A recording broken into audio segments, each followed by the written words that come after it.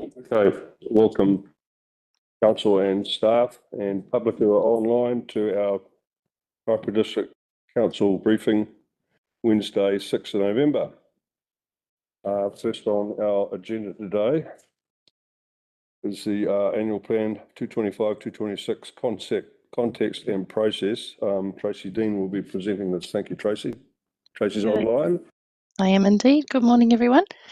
Today I'm going to quickly remind you of the annual plan process and timelines. I've got slides coming up. Next slide, please. Just one moment, Tracy. I just have to wait for it to. Oh, good. I will wait. You might recall that you last processed an annual plan, excuse me, when you were first elected.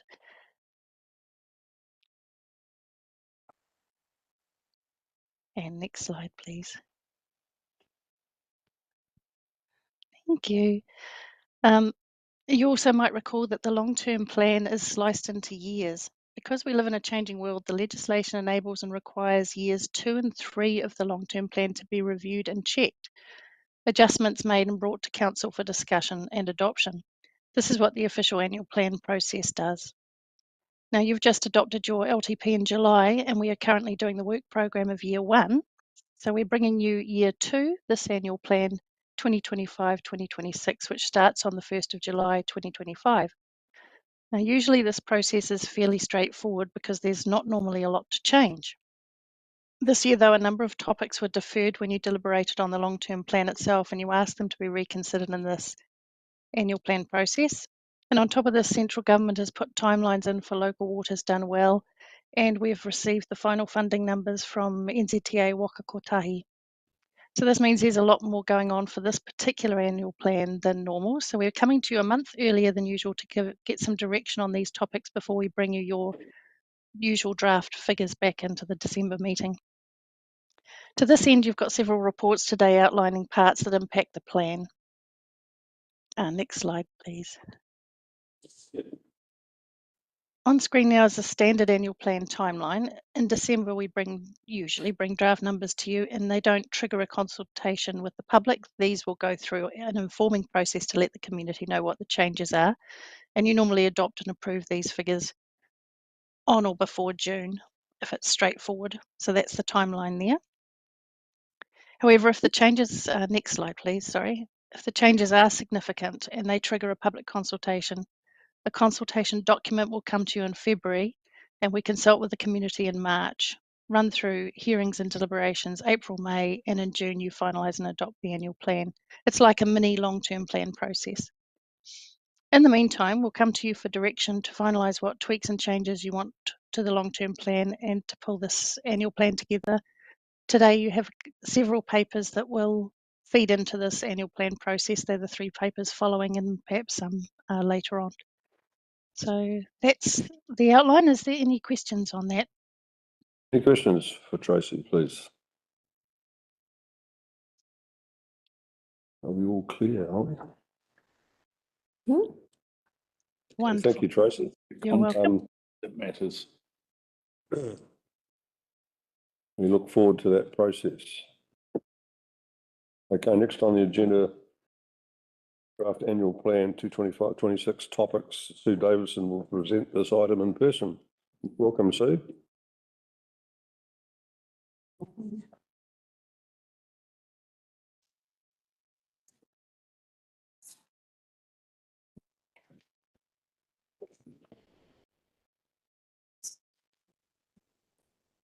Thanks.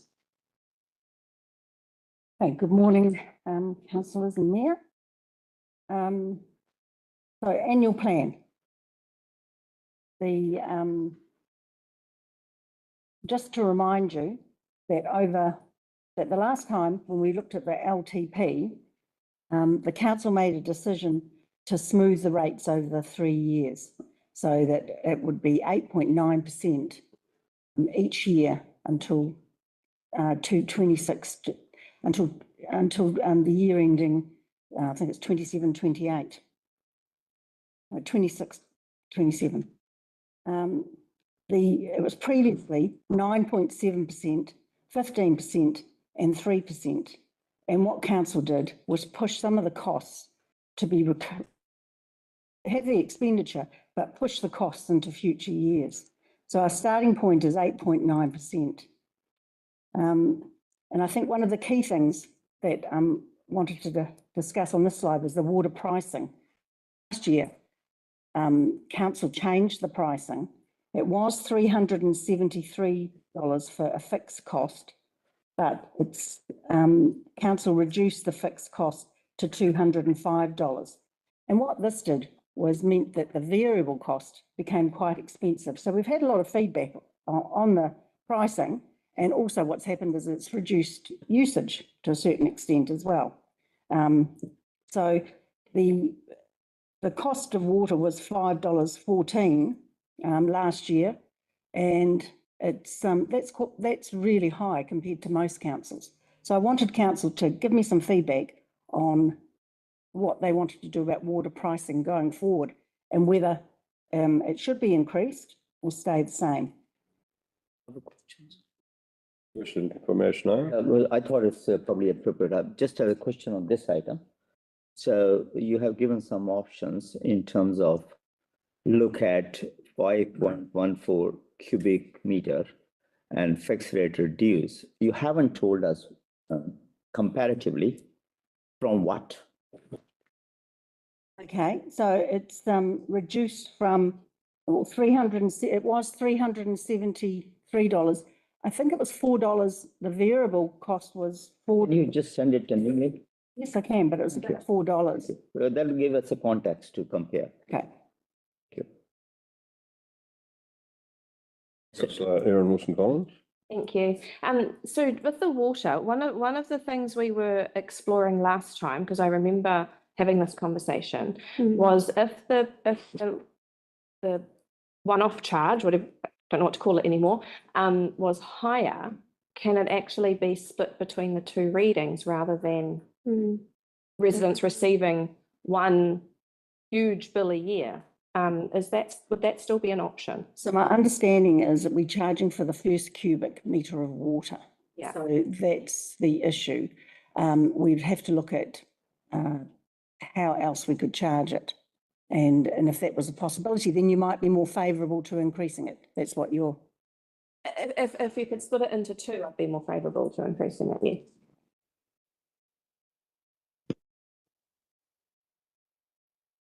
So just adding on from that, when we approached the subject, you had initially said that we couldn't do it, we couldn't make the change because of the timing we had already implemented the policies, and so it was a policy issue. So Yes, I think what I'd have to do is look at whether we do have time to do it with the annual plan, because we will likely be going out on the revenue and financing policy yet again with the museum, the potential change to museum charging. I think it's a must and it's really important, and it's probably more important than the museum consultation. So I think we should seriously look at that. Okay, that's good feedback.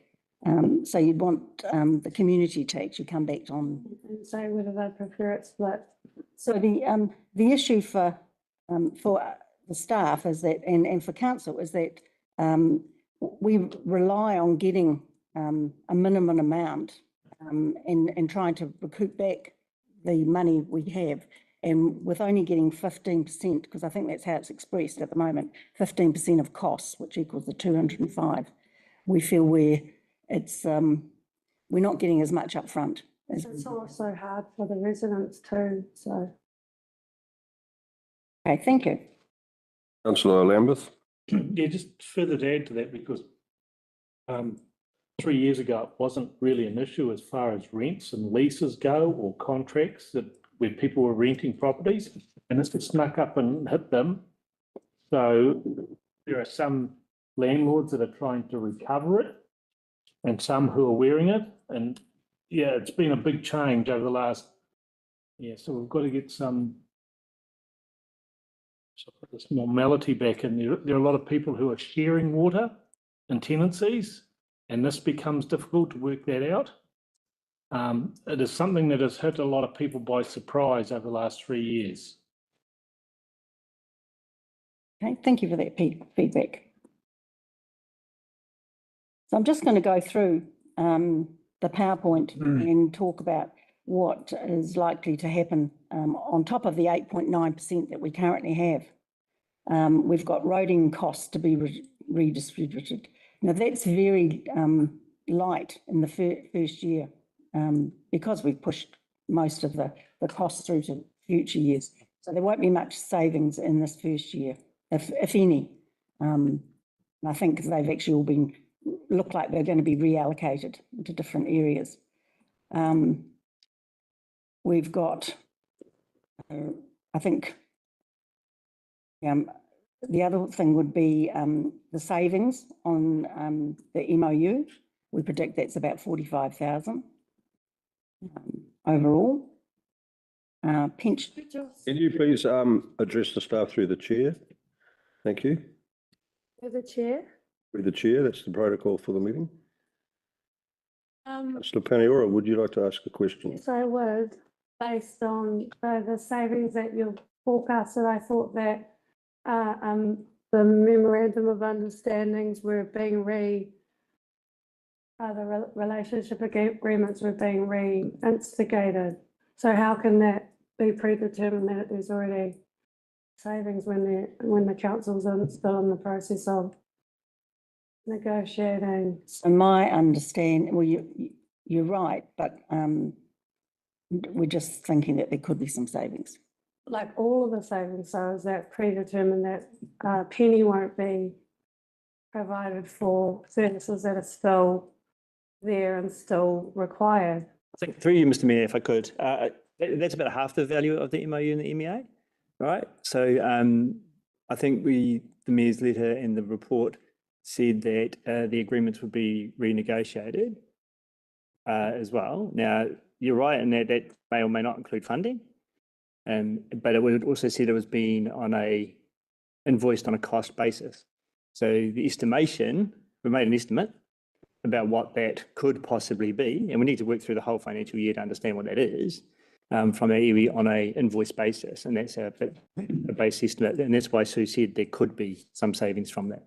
So on a final point, if you're putting a question mark next to some of those other stuff, why is it therefore not a question mark? Because if it's so theoretical up in the year assumption, then why are we?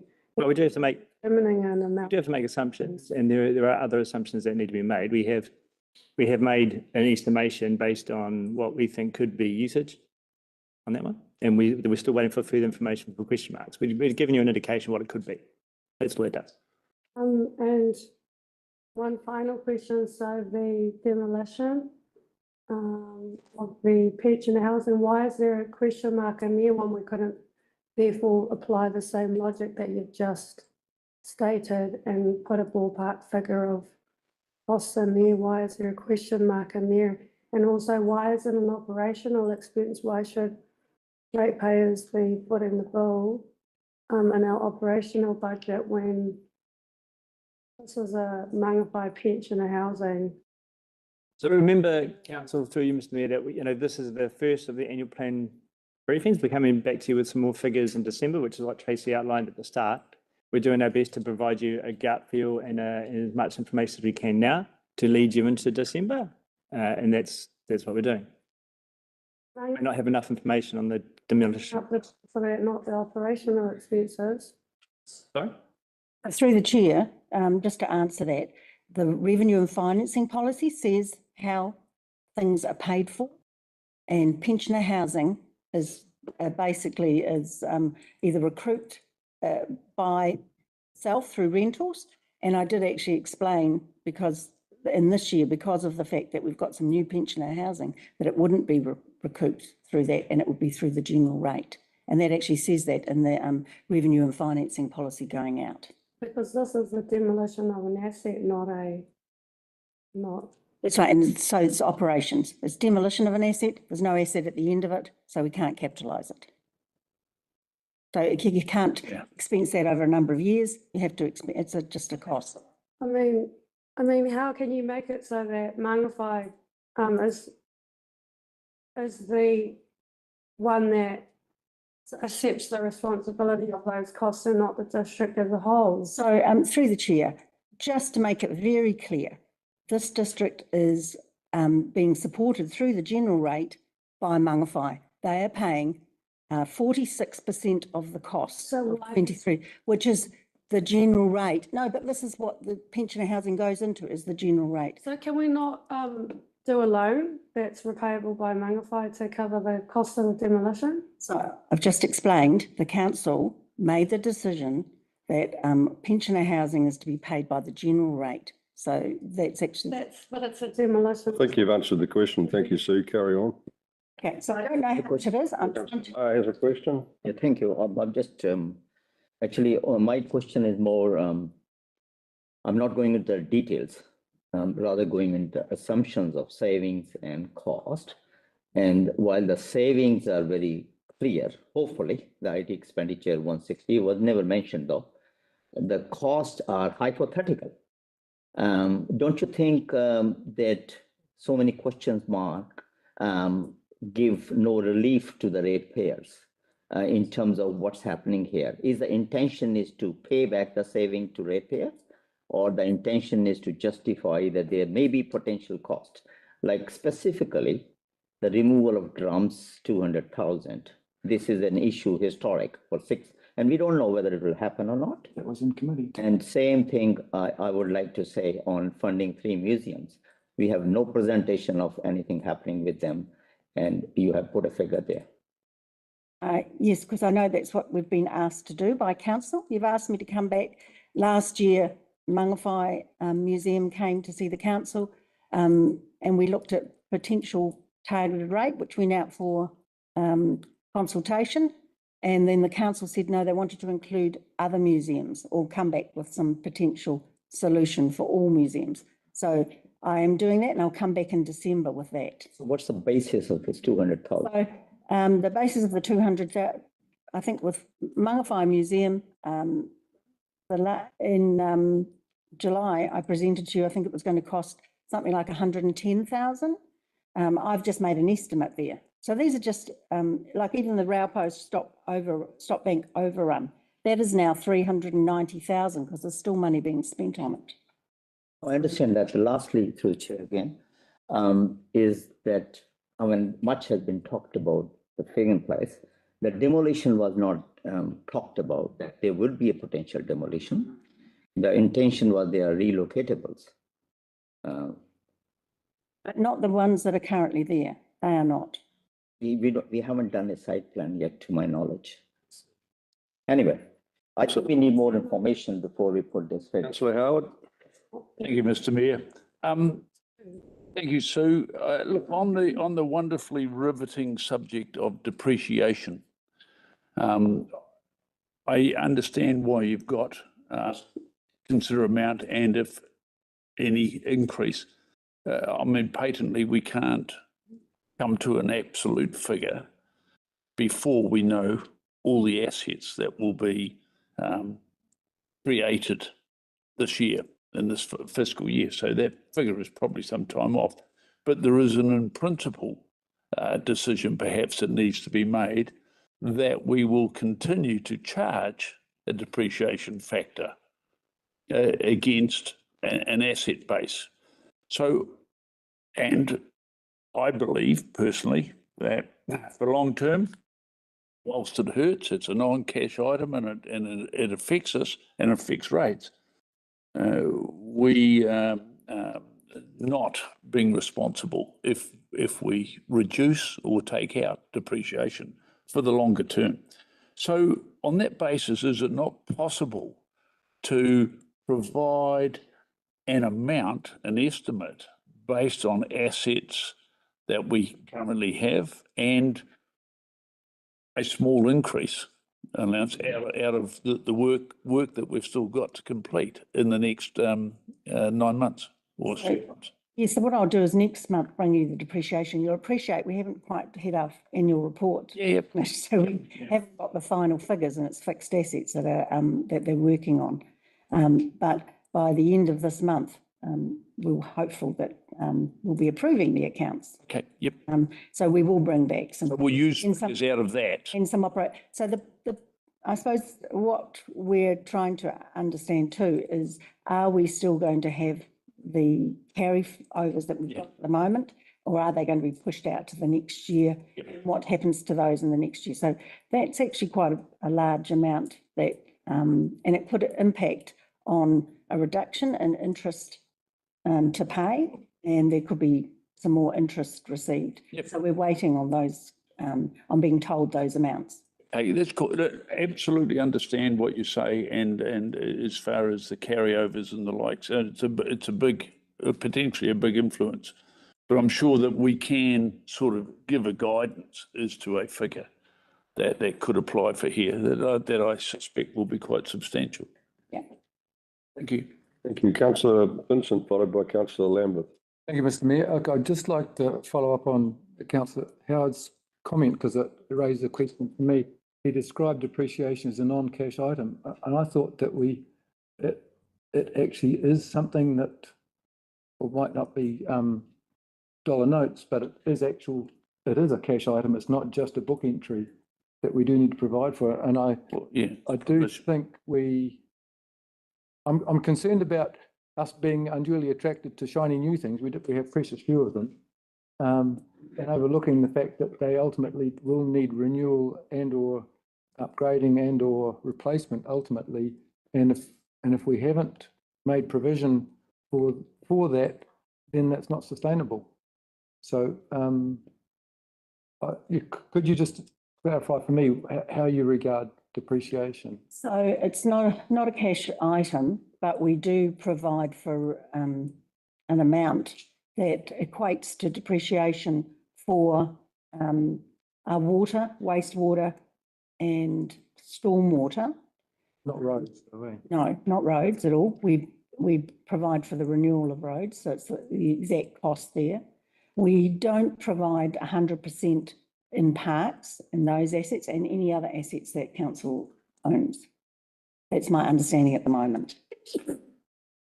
We were hoping to get up to 100% fully depreciated, but the revaluations have gone up. And as your revaluation goes up, obviously depreciation goes up, and it's just what's affordable. And that's something, a lever that we've got that we can, that the council can decide as to how it impacts rates. Kicking the can down the road. Some Potentially, yeah. Thank you. Councillor Lambeth. Yes, through the mayor. Thank you, Sue. I realise that a lot of these are very rough guesstimates. And I'm going to go back to the museum there. I see that 200 there as a figure, and I realise that they haven't been allocated to each museum, or whether you intend putting them in 3 separate baskets for the 3 separate museums. And I thought it was a general one, but then I hear that you've mentioned the 110 for the Mangawhai Museum.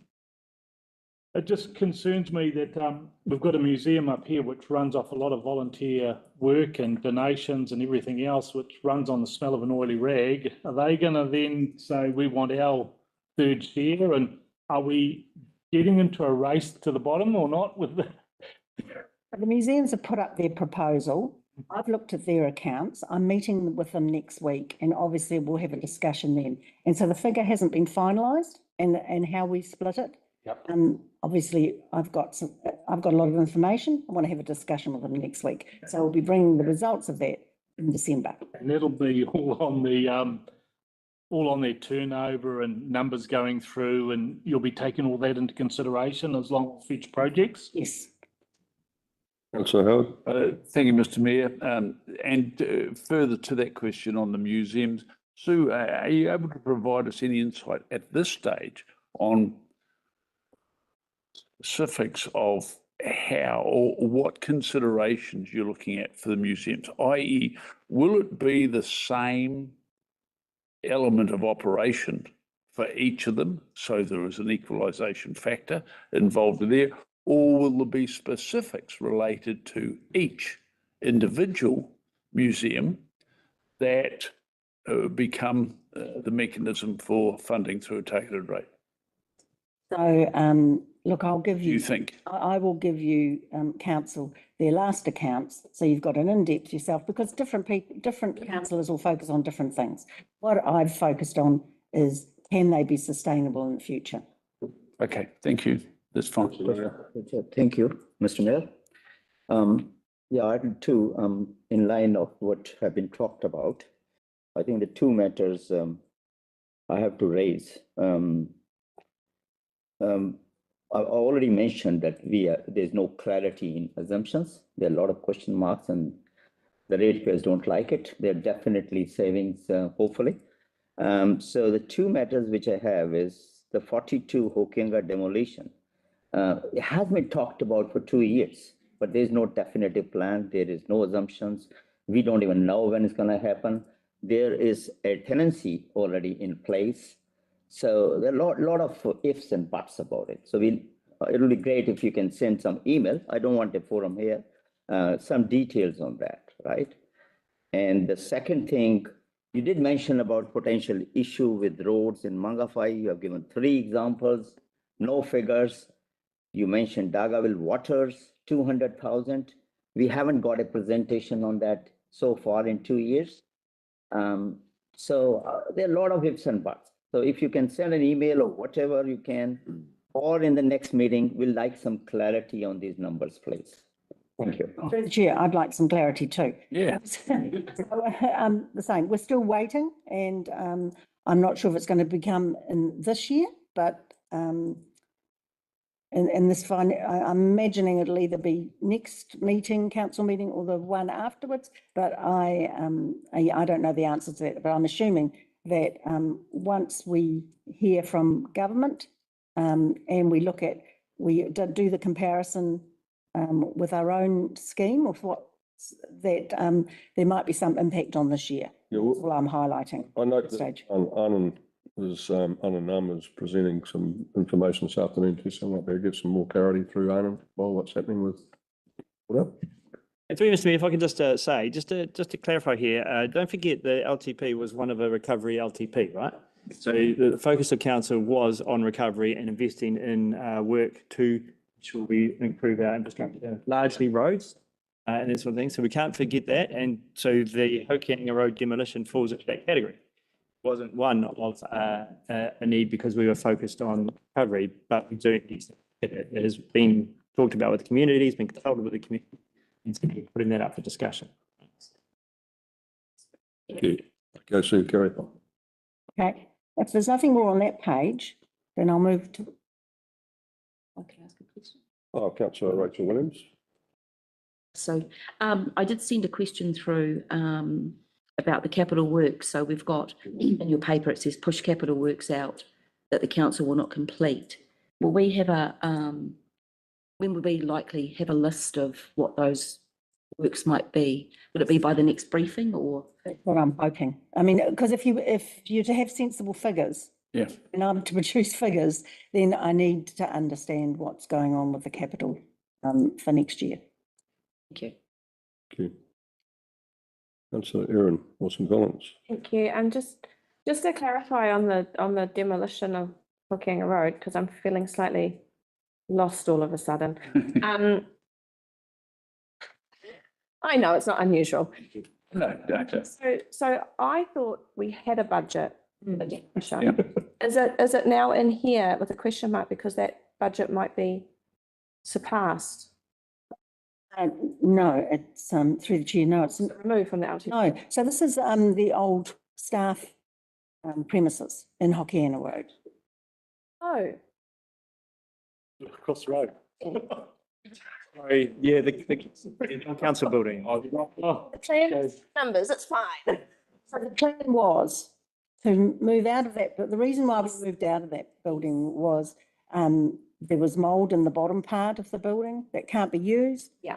And in the top part, it was an old building and it wasn't fit for purpose, and there was going to have to be a lot of improvements. Yes, we have rented it out on a short-term basis for not a very large rental, but I can certainly send that through to you so that you can understand that. So I'm saying, is this the year we do it, or do we wait one more year? But we really can't wait too long, because it isn't, we don't want to do too many improvements to it, Yeah, gotcha. obviously. But I am understanding now. Thank you.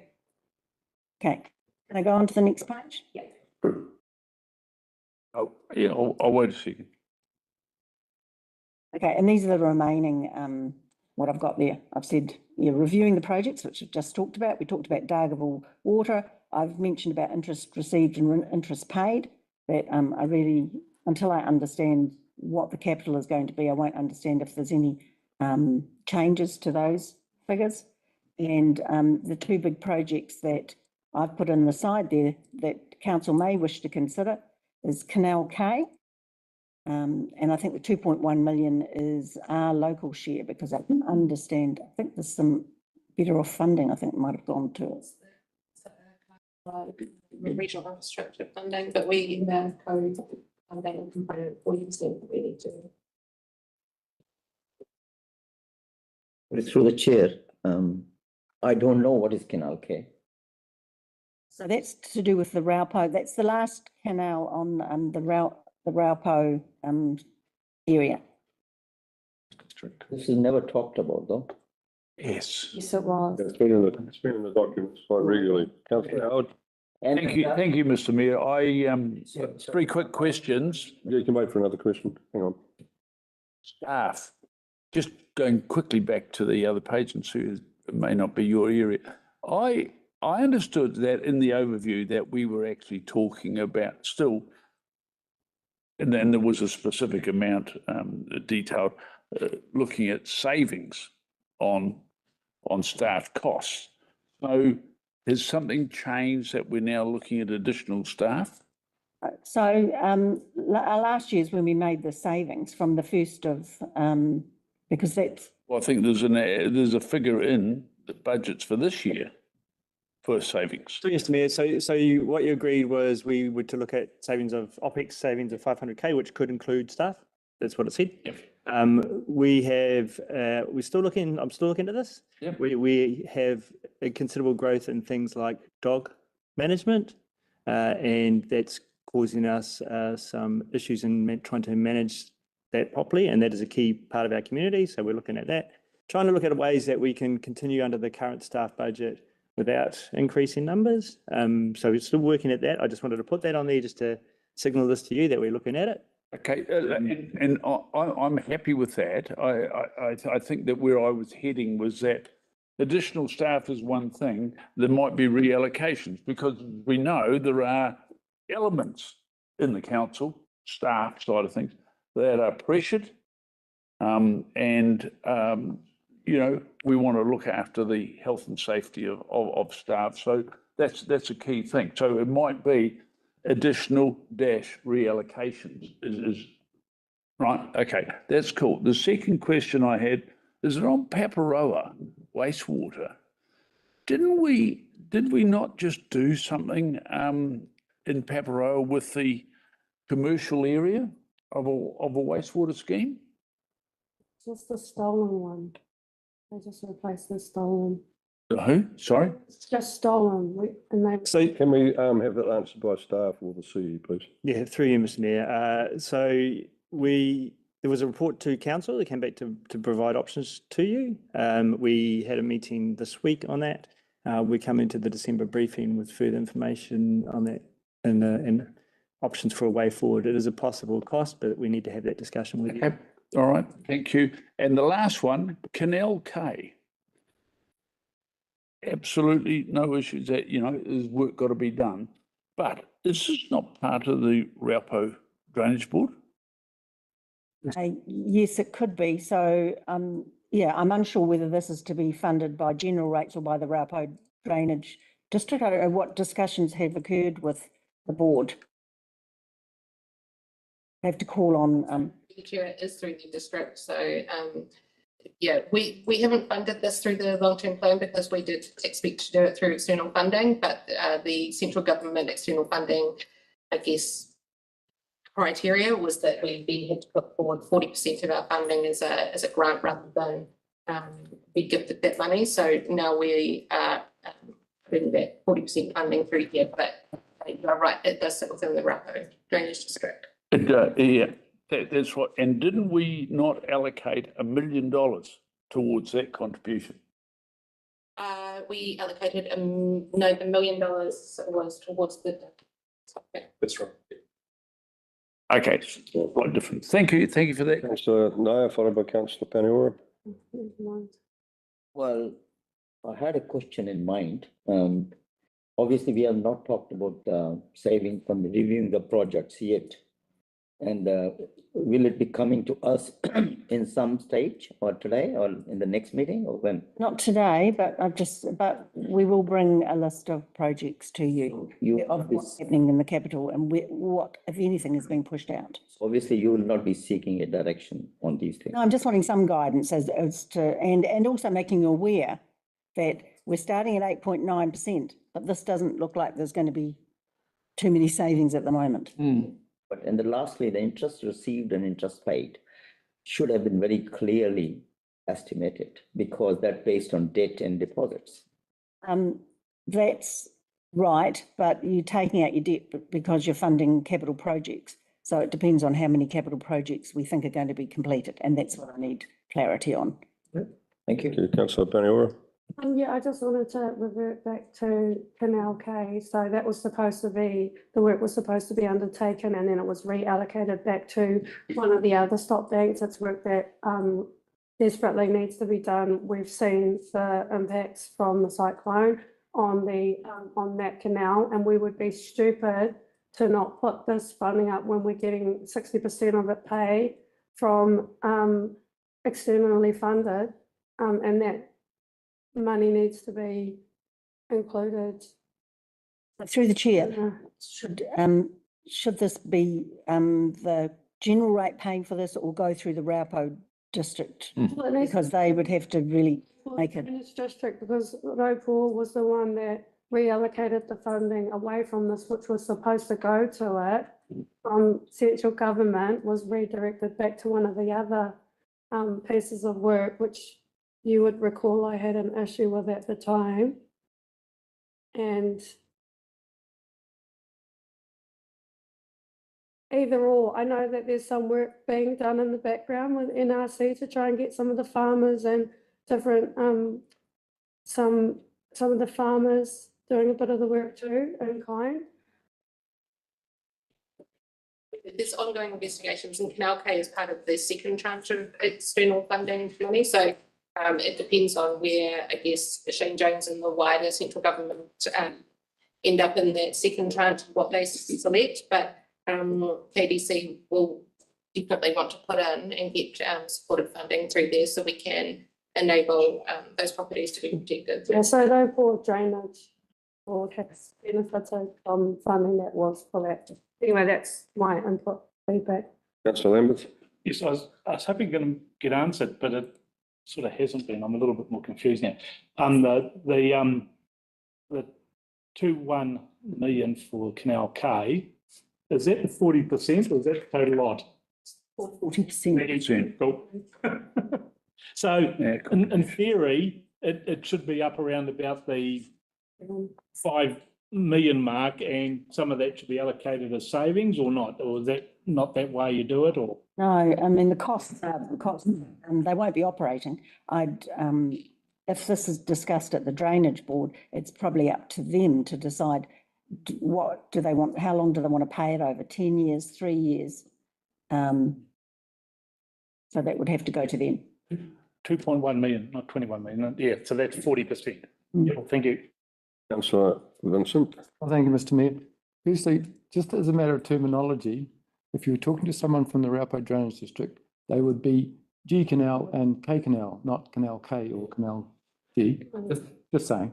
My understanding is that, I can be corrected back here, is that this project relates to, is a future-proofing the scheme, so that whereas at present there are so many kilometres of stop bank which line the sides of the canal going inland, that if we get the new floodgate installed at the bottom end of the canal, then there's that much less stop bank needs to be maintained, like 20 kilometres or whatever.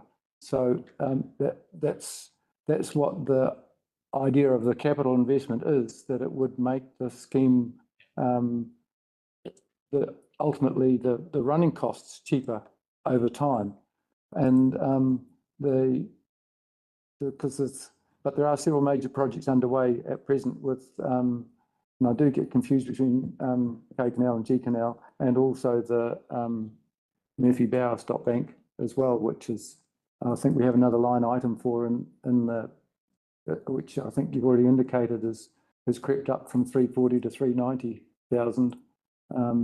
So that's just hopefully, yeah, we will get a final figure on that. The other comment about the Paparoa wastewater scheme, I would have thought that if it gets to the point that there would be some form of public scheme as the solution, then a drainage district would be formed covering the affected properties, and then that would form the basis of a loan being raised to fund any scheme, which would then be paid for by the people within that drainage district.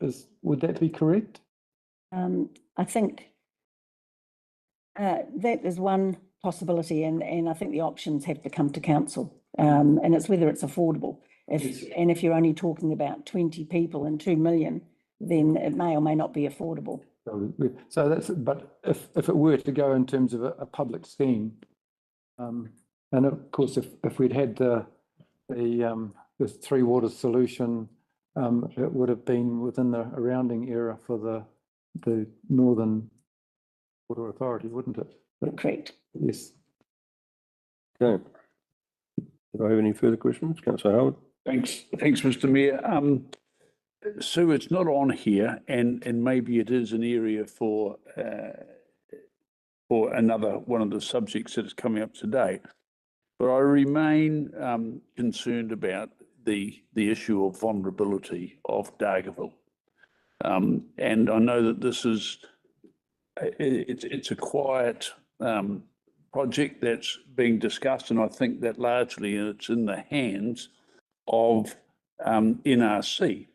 But I can't help wondering whether, in fact, down the track, KDC is going to have a cost for their part of the participation. It wouldn't all be done, as I understand it, by NRC.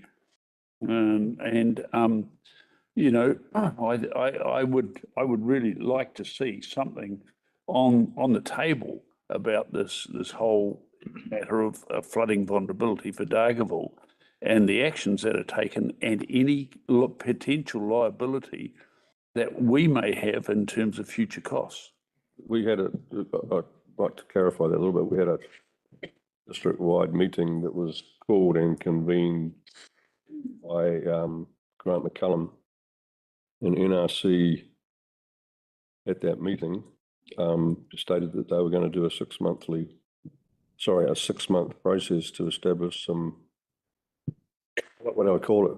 Some basic modelling facts for Dargaville, so we can see what the situation is. And I guess, when was that meeting, see? That was possibly through Mr. Mayor about 3-4 months ago. Yeah, I think we need to seek from NRC an update of where that's at, actually.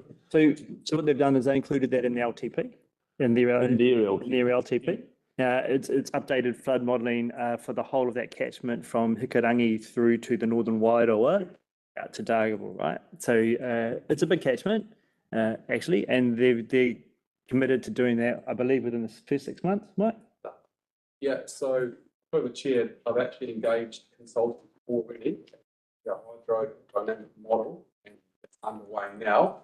Outputs are expected by the first half of next year. That's in play right now. Okay, that's great. I'm delighted to hear that. It's not a subject that actually has really come to our table for one reason or another. But still, I think my query applies. Is there the potential that we need to consider, even in, and I know that NRC, you know, the consultants are working on that, but should we be cognizant of the potential of a cost liability that we might need to provide for in this job, or will it all be NRC? So I know that you're talking blind in terms of we don't have the detail. we don't have the flood modelling yet, right? And it's really key to get that because we need to understand the actual, and you know, obviously with the cyclone the other year, we got a fairly good indicator. Okay. Yeah. So we need the flood modelling now, and then look at weak spots, and then work with the NRC around that. And the gaps that were created because of the cyclone have been remedied through external funding, as you know. That work's underway as well. So, I mean, collectively, all of this stuff will come together. What I'm hearing is you probably just need a little bit more information about what's going on.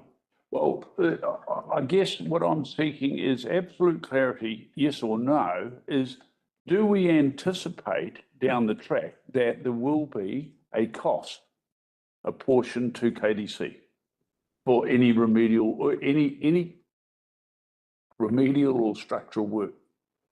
I can't give you an answer yes or no on that at the moment. Okay. I think we have to let that process run and then feed into that to find out what shared responsibilities might be. Okay, that's fine. I just wanted it tabled that, you know, I still have this concern on. Yeah, Councillor Naya. Thank you, Mr. Mayor. Thanks for raising it, Councillor Howard. I have concerns on potential liability to KDC based on decisions we have made, especially the private claim change in Dargaville Racecourse, in terms of, because this thing is not tabled to us, so I'm not aware of what's going on with NRC. But in terms of the flooding risk, because that whole area was flooded in where I live, and field days and whatnot, very close to Racecourse. So I think we need some answers on potential liability to developments which KDC has approved based on some data, which is questionable. So that'll be great if you can give some information on NRC helping KDC to what extent and what areas. That's not to do with the annual plan, so I won't be doing that. No, you won't be, but that's a question I'm putting to Mr. Morris, maybe. Sorry, So what's going on with NRC on future vulnerability of Dargaville, how we can not support it, but how can we obstruct it? So can it be shared to what level and what scale we are looking at it? I think, Councillor, you're talking about the same question that Councillor Howard. But I would like to know some details because Councillor Howard is more informed than me. Well, we've just discussed that and we've decided that we've got a process that's going on in the background. We need to find more information for councillors regarding where that's at, and we will find out. Thank you. I will just, if I can, Mr. Mayor, sorry, thank you. You know, the plan changed over the racecourse. There's extensive flood modelling provided for that. It's gone through its process. It's not subject to inundation. That is an approved development now. Right, thank you. Carry on, Sue. So that's my presentation, but I just wanted some feedback from councillors if there's anything they think I've missed or should add in. Any thoughts on that? Okay, thank you, Sue. Okay. Just to wrap this one, Mr. Mayor, if I can. So, I mean, obviously this was set out at the start, a high level indicator to you all. This is important to be on this agenda as well because it is linked to item 5 with the transport budget allocation options. That's why it's been brought to you today, and we've already indicated we're going to come back with some more detail in December. Thank you. Okay. Look forward to that information. Just on our agenda, item 3, development contributions policy. Virginia Smith and Catherine Overwater. Welcome. We control this.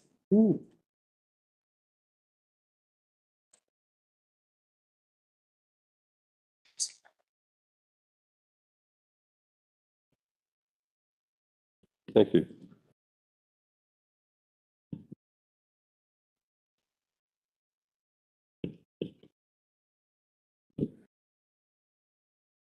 Okay, thank you. Good morning. I take my report as being read. I'd like to take this opportunity to inform you that attachment B to this report is not part of today's presentation or discussion. It was put in there by mistake, and that is our apologies. That level of detail is expected to be introduced in the next part and discussed with elected members during the next step in the statutory policy review process, which is the findings report, which we hope to bring to you next month. Well, not hope, we will. Today's report purpose is to present and introduce elected members to the development contributions topic. By the end of this presentation, I'm hoping that you'll have a better understanding of the initial findings of our high-level desktop analysis that's been completed, and the proposed timeframe why we've put this one forward to meet the elected members' expectations, as well as the training on that was discussed at the extraordinary council meeting held on the 3rd of April of this year.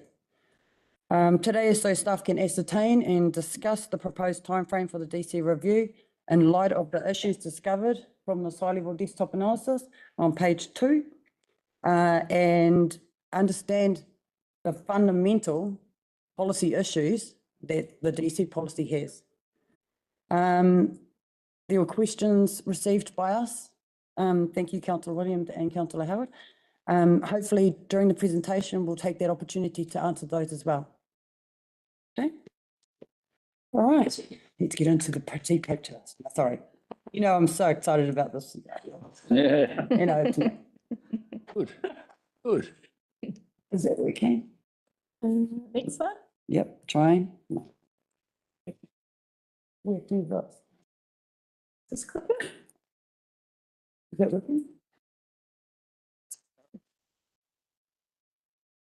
Oh, Ah, there we gotta go. push it hard. Just need a ladder to do it. One not hard. We're going too far now. No.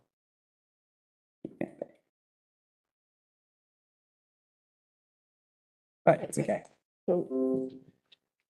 Okay, so high-level desktop analysis means that we haven't gone into depth. This is just reviewing the policy, its performance, and so what I've done is I've had a look at our all of our monitoring, our compliance, applied it to how we've been working this, and really going through the statutory requirements that the policy has to meet.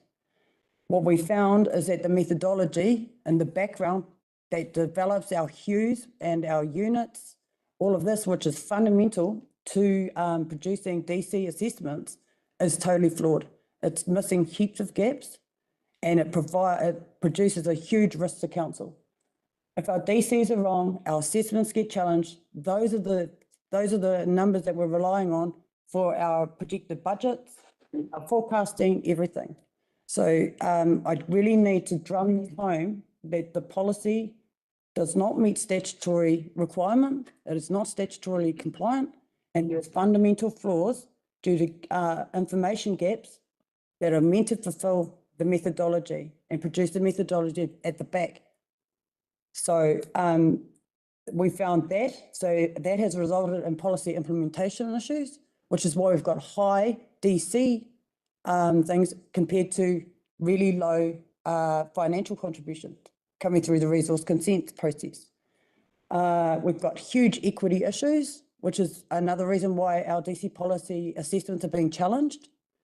Again, policy gaps, lack of direction for DC offsetting and development agreements. The contents of those is statutory, so we cannot just be willy-nilly making things and saying they're development agreements. Change of use activities are not being captured. We're losing revenue there, revenue potential. The policy format, comprehension, usability and accessibility issues are identified.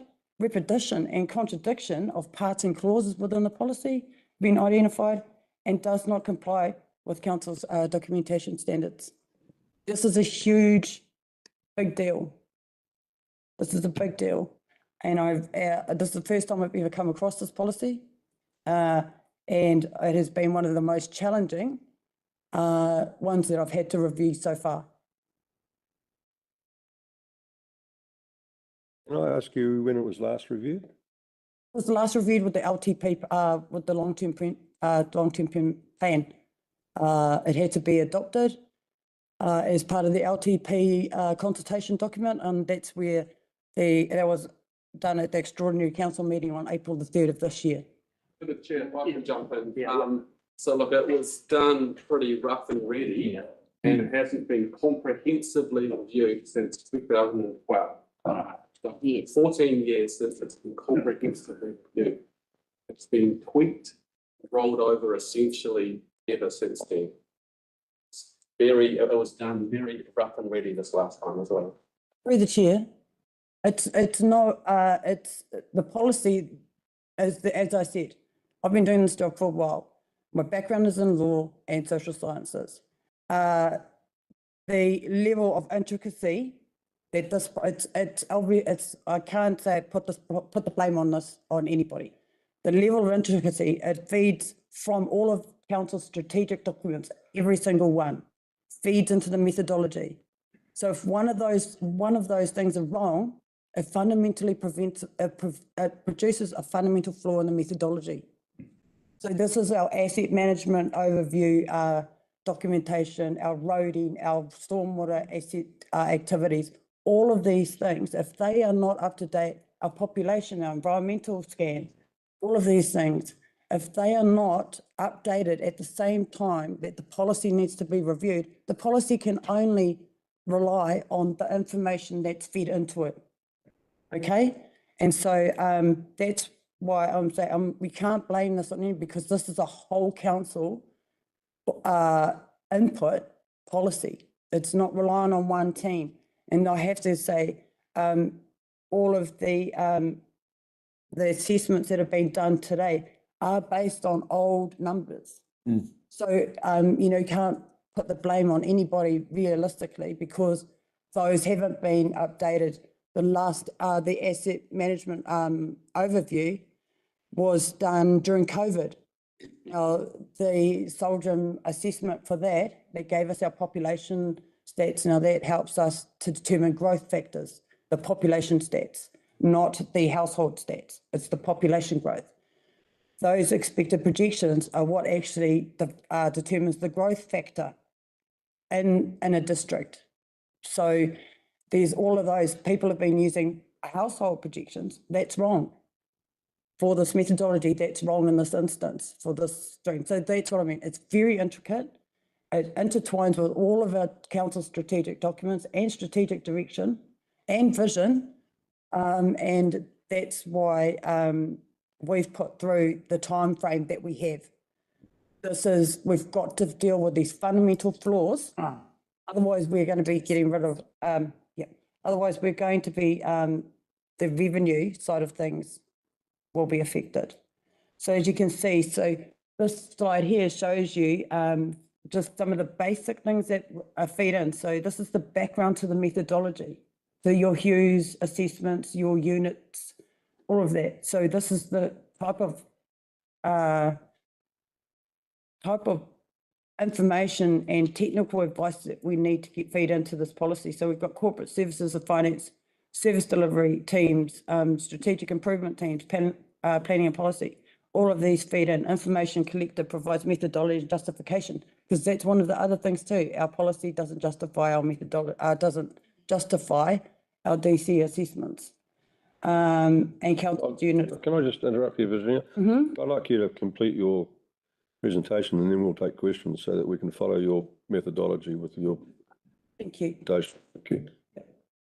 And so, yeah, as you can see, all of these information inputs is required, and it provides a justification of council's units of demand. Again, you can see the statutory ring fence again around that under Schedule 13, Clause 2 LGA. The UD, so once we've got all that and from the green, we move into, and that's when we start pushing it through the policy itself. So all of that, those first three steps, a development of methodology, making sure we've got it right to get to those units of demand. The units of demand is then, that is what is pushed into the policy, and that's what gives us our output, if that makes sense.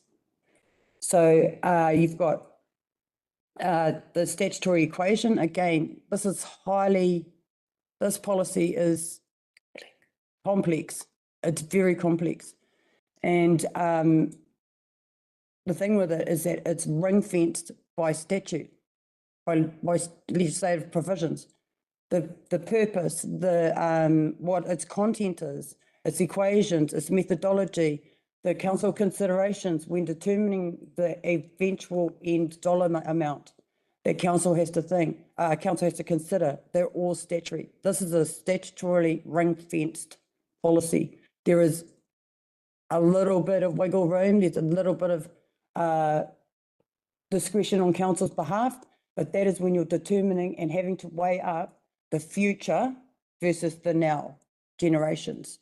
The four well-beings, that's where your council is allowed to exercise its discretion. Otherwise, it's pretty much not. It's pretty straightforward. And I think this is where over the years, it's just become more and more in the discretionary realm rather than in the justification realm. So we get to the condensed time for the proposed condensed review timeframe. This will allow us to get some stakeholder feedback into the policy development phase, which is what we really need. I need this as a policy development step to ensure that we meet those equity, we understand what it is the issues are from the other people at the other end of the policy. We get that good feedback. Also, too, it provides me a lot more opportunity to discuss these issues with elected members and make sure that I'm getting your feedback and I'm addressing your issues that you found with the policy. Most of the policy issues identified in this report, we can sort. We will be able to sort in that timeframe. This is not a full review timeframe. For this level, I would probably push out to 14, maybe even 16 months due to the level of intricacy. But I honestly believe I can get this done and get this done for you before the triennium. This is the shortest time frame that I can get this done for you, but I know that I can get it done in this time frame that we've proposed. What you'll get is you'll get a delivered amended policy that will respond to imminent growth pressures and address all those fundamental issues that I've talked about today, and also to make sure that it aligns with the triennium. Yeah. So as you can see, this is the proposed that you can find in your report. Yeah, it's really, we need to get this policy back to statutory compliance, first and foremost, and second, address those fundamental policy issues that I've just talked about, especially the methodology. We're losing revenue. That's the bottom line. We're losing revenue, we're losing opportunity to generate revenue. And also too, potentially lower rates. We have, in the current policy, we have a lot of surplus capacity projects. Now, if we did the modelling and we did the back methodology, we would find out, if we found out that, oh, actually there wasn't growth that big in there, we could actually pull those projects or make them smaller and cheaper. And that will hopefully affect the rating proportion of that build. So, and save ratepayers money. We don't need to. Just before we go to questions, Mr. Mayor, like, it's not doom and gloom. We do have a policy. I just want to. Job. Yeah, absolutely. Definitely not doom and gloom. We do have a current policy, it applies, all that sort of stuff. What we're saying and what Ginger's saying is it is a very technical policy. It does affect a lot of council's work. So we do have to take our time to do it right. And that's the recommendation here about that timing. We can consult separately past the annual plan on this. So we'll continue to consult with our community about everything all the time. That's what's happening in the way. So we will probably do that to make sure we get this policy right, given the amount of time that tends to go between reviews on this policy as well. 2010, I think, or 12 was a long time ago. Okay, you ready for questions now, Virginia? Or So I think that was it. Yeah. okay, so I've got lined up Councillor Nair, Councillor Howard and Councillor Williams, Councillor Vincent and Councillor Lambert. Okay, where you go? Thank you, Mr. Mayor. So, Penny Orr, did you have that? No. Councillor Erin Wilson-Collins. Okay, I've got you all written down. Where you go, Councillor Nair. Thank you, Mr. Mayor. Yeah, I have a question. Thanks for this, Virginia. You made some good points, I would say, and that's the questions are related to those good points.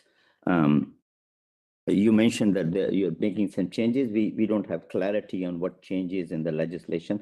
I would say this is tried and tested methodology and probably prevalent in all the councils, so we don't have to reinvent the wheel. But my questions are based on, I'm reminded of an old term when I started banking, was GIGO, garbage in, garbage out.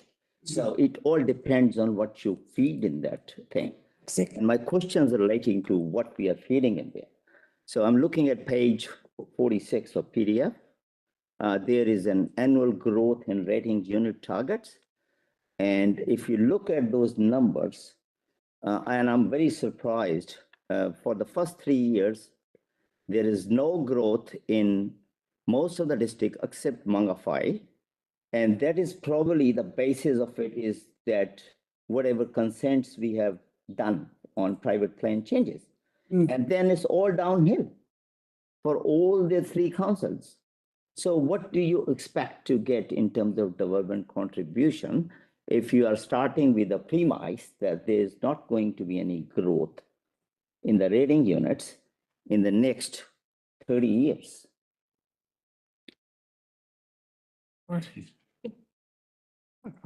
Okay, you have a go at that one. No, so first off, if the reason, okay, so all of the methodology, as you said, garbage in, garbage out, exactly. So all of our most up-to-date projections are generally through Isovist, not Isovist, Infometrics, provides our population growth, population data, and shows us our growth. It's not so much about whether that growth happens or not. It's what the numbers at the time tell us is going to happen. That's how the development contributions are justified. Currently, our policy has only Mangawhai area that's being targeted for roading for most of the services. Whereas the district, the rest of the district, for instance, the roading cost is, I think it was 12,000 for roading in Mangawhai and $500 for everybody else in the district. Just off the top of just from the high level, and because right now, deeper research level, it would be probably one of the options that I present to councils is to create catchment areas of our growth things. What that will do will provide us with more specific information about growth, say in Paparoa, Mangatoroto, Ruawai, instead of just having this one catchment based in Mangawhai. That there will help us determine, actually, there is no growth here. We can already tell by the projections that are coming through that Infometrics are providing us that won't boom. So then we can look at other places, and it helps councillors make decisions about capital projects and how to prioritise them. So that's how I would look at the 30-year, because the infrastructure plan is 30 years. Yes, LTP is only 10 years. That's why development contributions have the ability to go past the 10-year annual LTP. The projects do not have to be started and finished within the LTP time. It needs to, and that's where this discretion, the future benefits, allows you to also look at the 30-year infrastructure plan that you guys have adopted. So it's again, so it's very, it all works hand in hand. So yeah, I don't know if I answered your question, to be fair. You did, but the only thing is you're probably basing it on old data from Infometrics, not based on what the council has decided in terms of going forward. Yes, and so that's one of the things that might come out of this DC policy is the fact that council reverts its decisioning and moves with the newest information that you'll be presented with. Okay. Okay, Councillor Howard was next on the list. Thank you, Mr. Mayor, and thank you, Virginia. It's very sobering, but, you know, we will remain with a tad of optimism about doing this. And I think that the first question I'd have to you is on, you know, this is really a matter of the rubber has really hit the road. Yep. And There ain't nowhere else but for us to go forward and do this. So a question on timeline. Would you agree that it is imperative that, I know that I've suggested trying to do it earlier in September. I worry about getting that close in to the end of this triennium, because any little thing could put it over that borderline. I think, you know, and I'd ask all elected members, this is something we've got to own. And so therefore make sure we get done in this period. So anything that can be done, if there is there anything that can be done to ensure that it is completed? And I love your optimism and you know what you're saying, but definitely get on and do it. Yeah. We've got to make sure it does happen. I did look at the program, and this is as lean as I can get it to achieve what we need to get done. Yeah. This is like, as I said, I would love 14 to 16 months to get this done.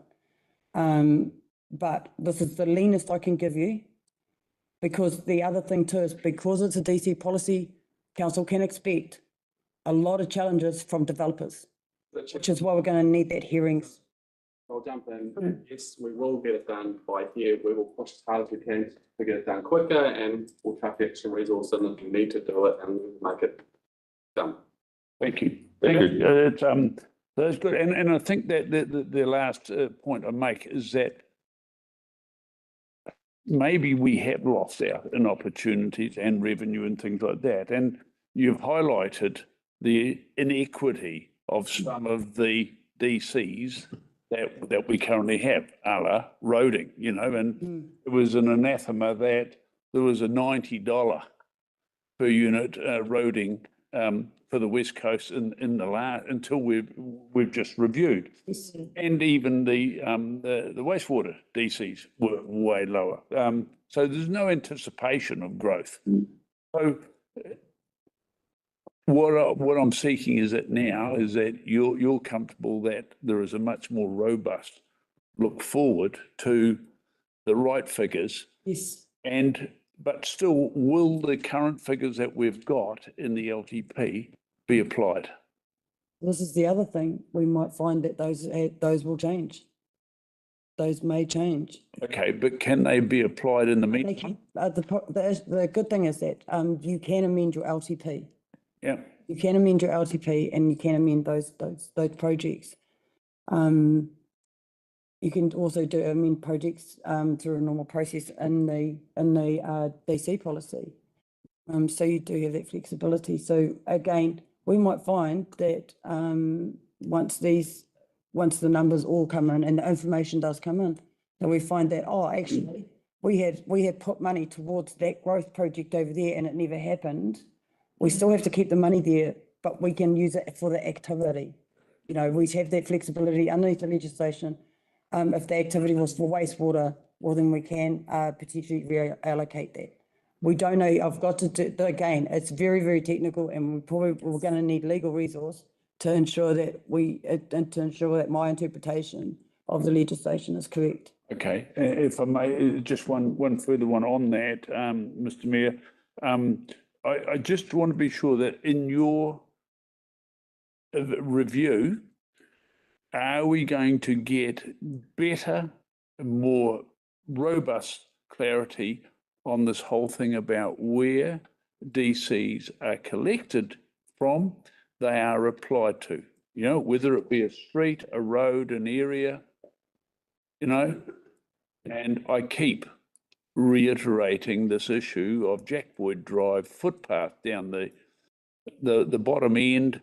We have collected so much, even in this year or in the last 2 years, in DCs in that area, and still those residents don't get what they deserve for safety. Thank you very much. I appreciate your presentation and honesty. Councillor Williams. Thank you, through the chair. Thanks, Virginia. I just note in the papers here that it says under the Local Government Act, section 1066, stipulates that the council must review this policy every 3 years.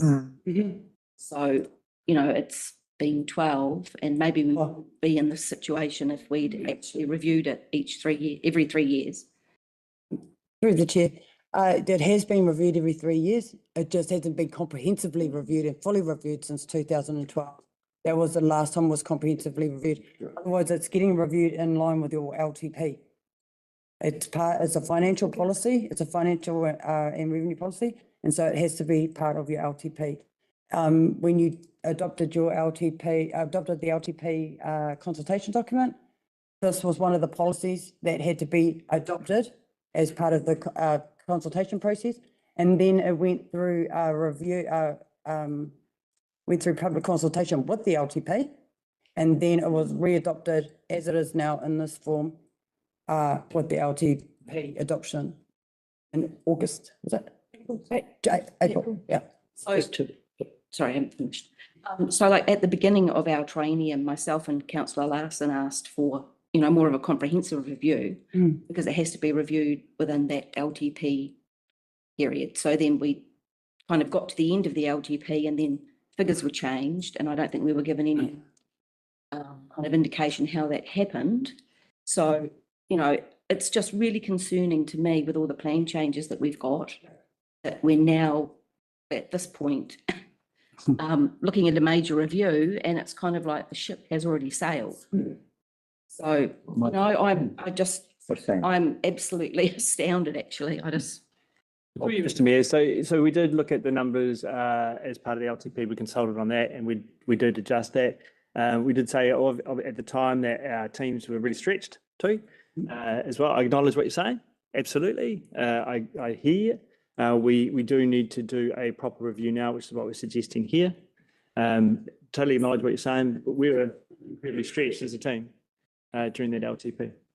Yeah. Well, if we're having, you know, challenges by developers or private developers or whoever it is, questioning, you know, these issues on what they're being charged potentially, I mean, that's not good. At all. It's not. Well, so we have received a couple of challenges from developers. It's more about the costs. So the policy is robust, it stands. And, you know, there's a process that they need to go through. So we go through that process with them. And, you know, that is the reality of the costs that are in there currently. So they're challenging the current cost, which is what we consulted on and agreed as a council. And, you know, to the point where some developers are going, oh, this is close, whether or not I continue or wait until conditions improve for development to occur. So it's also lined up with the economic environment of the day as well.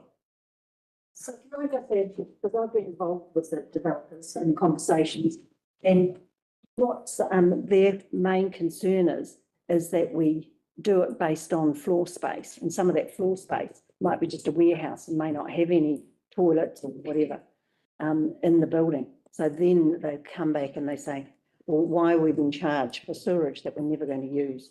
And so that's the big issues that we're finding. It's and that's the complaints that are coming through. Not so much the figures, because the figures are substantiated. They've got the projects there. We know the percentages, but it's the methodology we're using. It's a blunt tool. Thank you. A little clarification for the chair. One quick clarification. What's that? Just on this figure, page 50, you have put in a figure for stormwater, a very substantial figure, probably the largest figure, 27,183 under Bailey's Beach stormwater. Is this part of this item? It is. Is that attachment B? Is that attachment? Oh, is it in policy? 50, yeah. I'm just thinking, is there a major, what? It's the current policy. Water rate for Bailey's Beach. Why so high? Can I ask? We've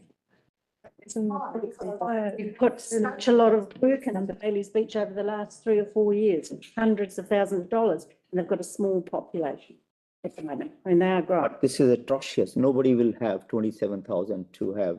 That's all this came to. Too bad. Land needs to be. We stop the commentary and just allow Sue to finish, please. At 2.9 of the policy. Oh, thank you. This came to council with these figures as part of the LTP.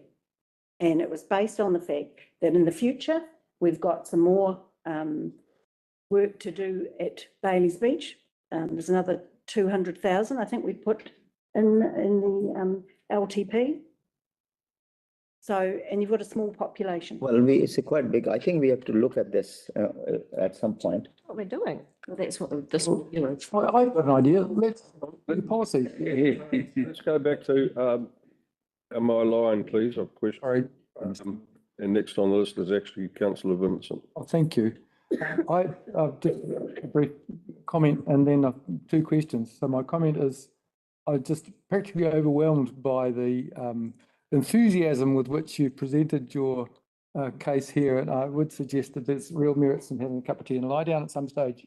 You're getting old. My first question relates to the relationship between this review and our draft annual plan. We have to assume that the current policy aligns with the long-term plan.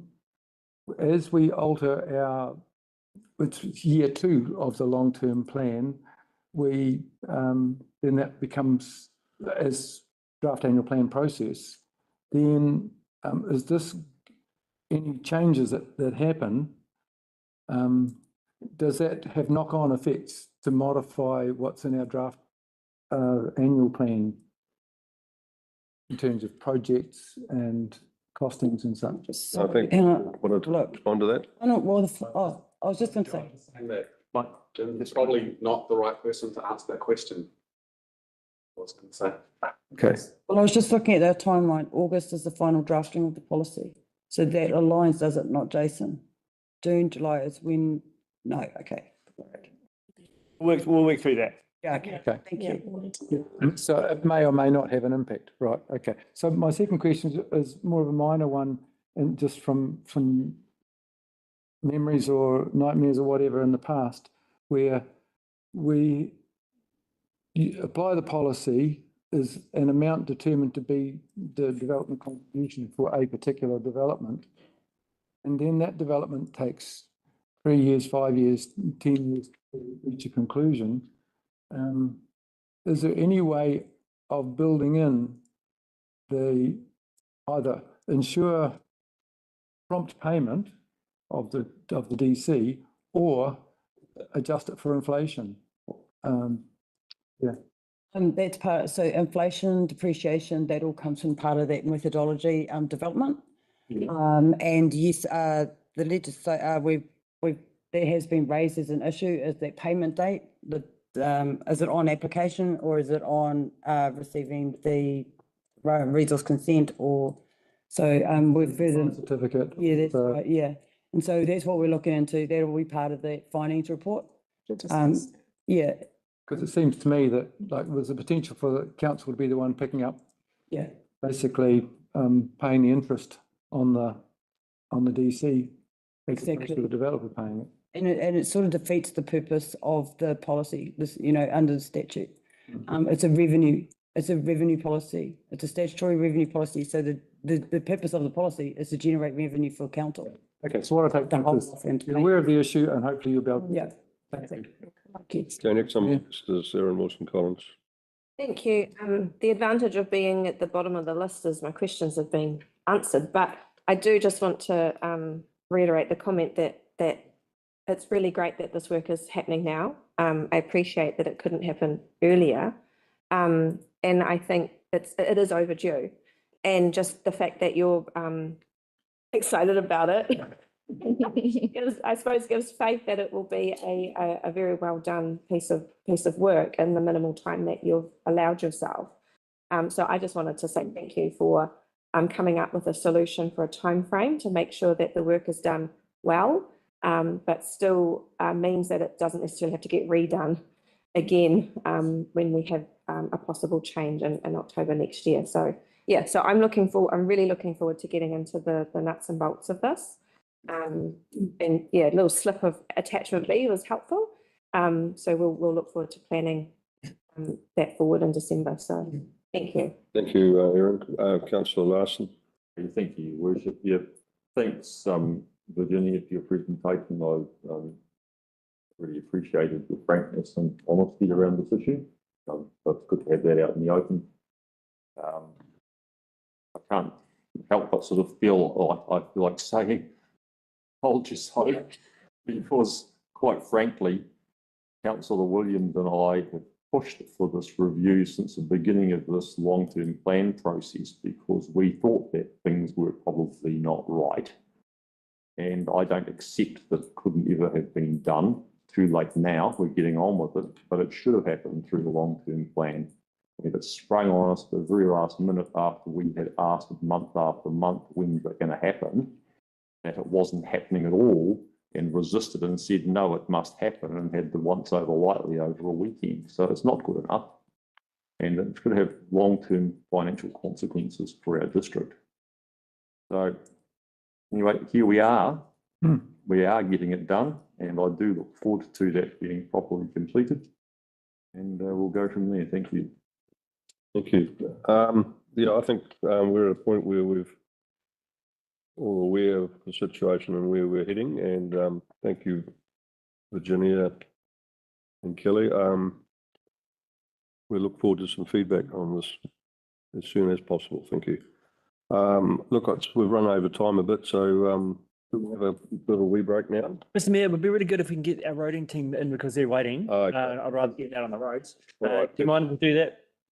Do you mind if we do? They're online. Do you mind if we do that? Oh, certainly. Okay, let's get this completed before we have a break. Yeah, thank you. Okay.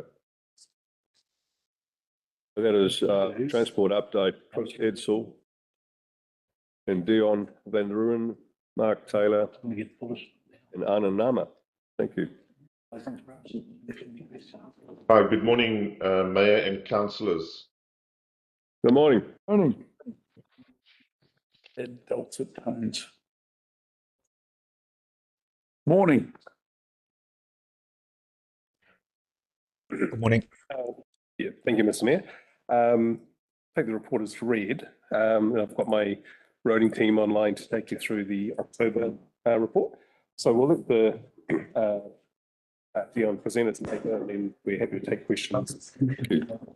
So let's have the paper presented without questions, and we'll have questions at the end. So just jot down any questions you might have, and then we'll go through it at the end. Thank you. Thank you, Dion.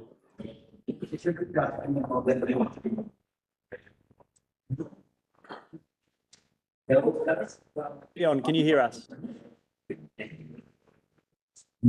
Dion, calling Dion. I can hear you. Yeah, good. Yep. Okay, can you start your presentation and we'll drive it at our end? Yep, are you there, Dion?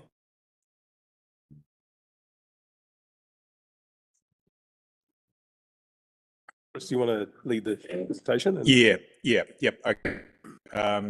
Yep, I can lead that. All right. So, yep, another, I guess, busy month for the team in Cyprus. So, at this stage, key activities for the team at the moment are getting the pre-reseal repairs underway and completed for this season's renewal program. So they're going really well on those actually at the moment. So working through Bald Rock Road at the moment. So they've finished the northern western side of the network and are working down now through the Manga Whai area.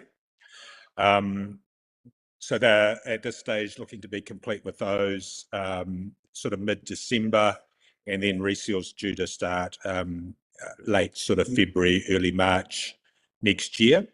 Other key sort of activities at the moment, we've started Whakapirau Road. So that started yesterday, looking to get that finished before Christmas. So that's well underway now.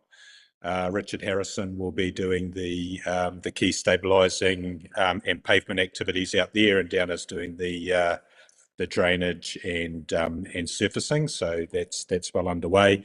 Moore Street is also in the planning phase. So at this stage, we're looking to start Moore Street the week after the Waitiki weekend, long weekend. So just so as not to, I guess, clash with any public holidays at that real busy time in Rangawhai. So team are going to start that in February.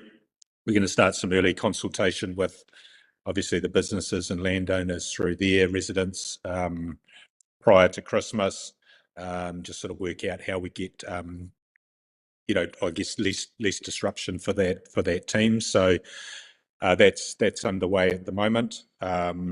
So those are really the two key renewal projects that we've got on for this year. That'll, I guess, chew up a good 90% of the budget. And we're just looking at present around what we can do around Podu Road and Mangawhai Road, which were also on this year's program. But we may be able to do some enabling works on those prior to the winter. We do have some holding seals and holding treatments happening on Bald Road and Mangawhai Road in the, I guess, if we don't get the chance to do the rehabs this year. So that'll just protect them over the summer and upcoming winter period. Team are also just doing the testing and investigation on the seal extension sites. So that's Devich and Kames and Settlement Roads. So they've had the testing done, just waiting for the results to come back on that before they finalise the design. But those are planned also to be done this season. We're just working through some options on Kames Road at the moment, and we'll be in a position to present those to council mid next week. So that's, I guess, we're looking to pull forward the reseal on Kames Road as well, which was planned for 25/26 financial year, but we're going to bring that forward just from a waterproofing point of view. So the residents up there will start to see some pre-reseal repairs happening up there in the very near future. And then we're also looking to do some widening further up on Kames Road, and then part of that seal extension where the concrete ramp is up through there as well. So just looking at options around that at the moment. A couple of other key activities that have happened. So we've just done a full sweep of the network, so street sweeping. So they've done all of the townships and all of the curb and channel over the last 2 months, preparation for the I guess the holiday season in Kaipara. Spraying is also the first spraying round has also just been completed. So we've had the team do a full chemical spray of the network as well. So yeah, that's probably a good update of the physical works. Unsealed roads also continuing with the urgent metalling and repairs at this stage. We're starting to move into that sort of weather period now where it's not great to be doing unsealed road grading and metalling. So at this stage, it's really just the urgent stuff that we're working on there. So I guess that's a bit of an update on what's happening within the team. Yeah, so happy to open that up to questions. I don't know whether Dion's on board. He probably just winging it a little bit, but whether Dion's on board there yet that wants to talk through anything specific in the report.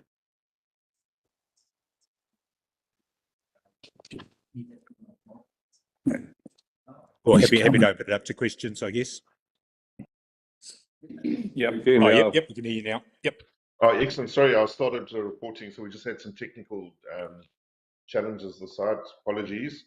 So yeah, Chris has basically summed it up quite nice. I think besides that, what's important to mention is where we're doing pre-seals, we're picking up some vital maintenance work where possible, which is a good positive progress for the network. Yeah, so let's just take it then from there, from slide 2, health and safety.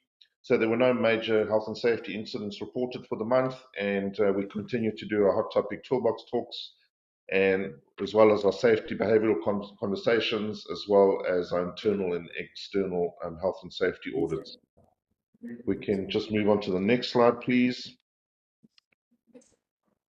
Right, customer requests for the month. There was a total of 153 requests for services since our last report, and the majority of these still relate to the unsealed and the sealed roads. But overall, still getting some very good feedback from the customers living along the unsealed network. Next slide, please. Right, as we know, the network assessment was completed, a 3-month network assessment, and a full report and recommendations has been presented to KDC. Chris, do you want to possibly add anything on that? Yeah, just mainly that we're starting to, I guess, implement those strategies, especially around the waterproofing. So, example of that is obviously Kames Road there. We were bringing that reseal forward.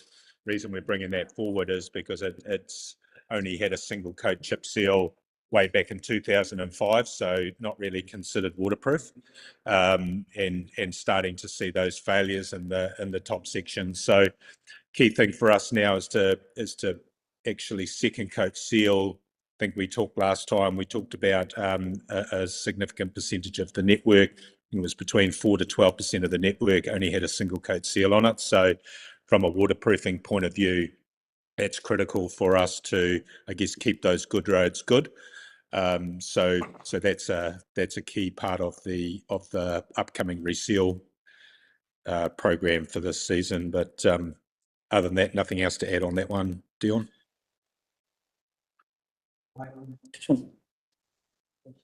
I'll just wait for the end of the presentation.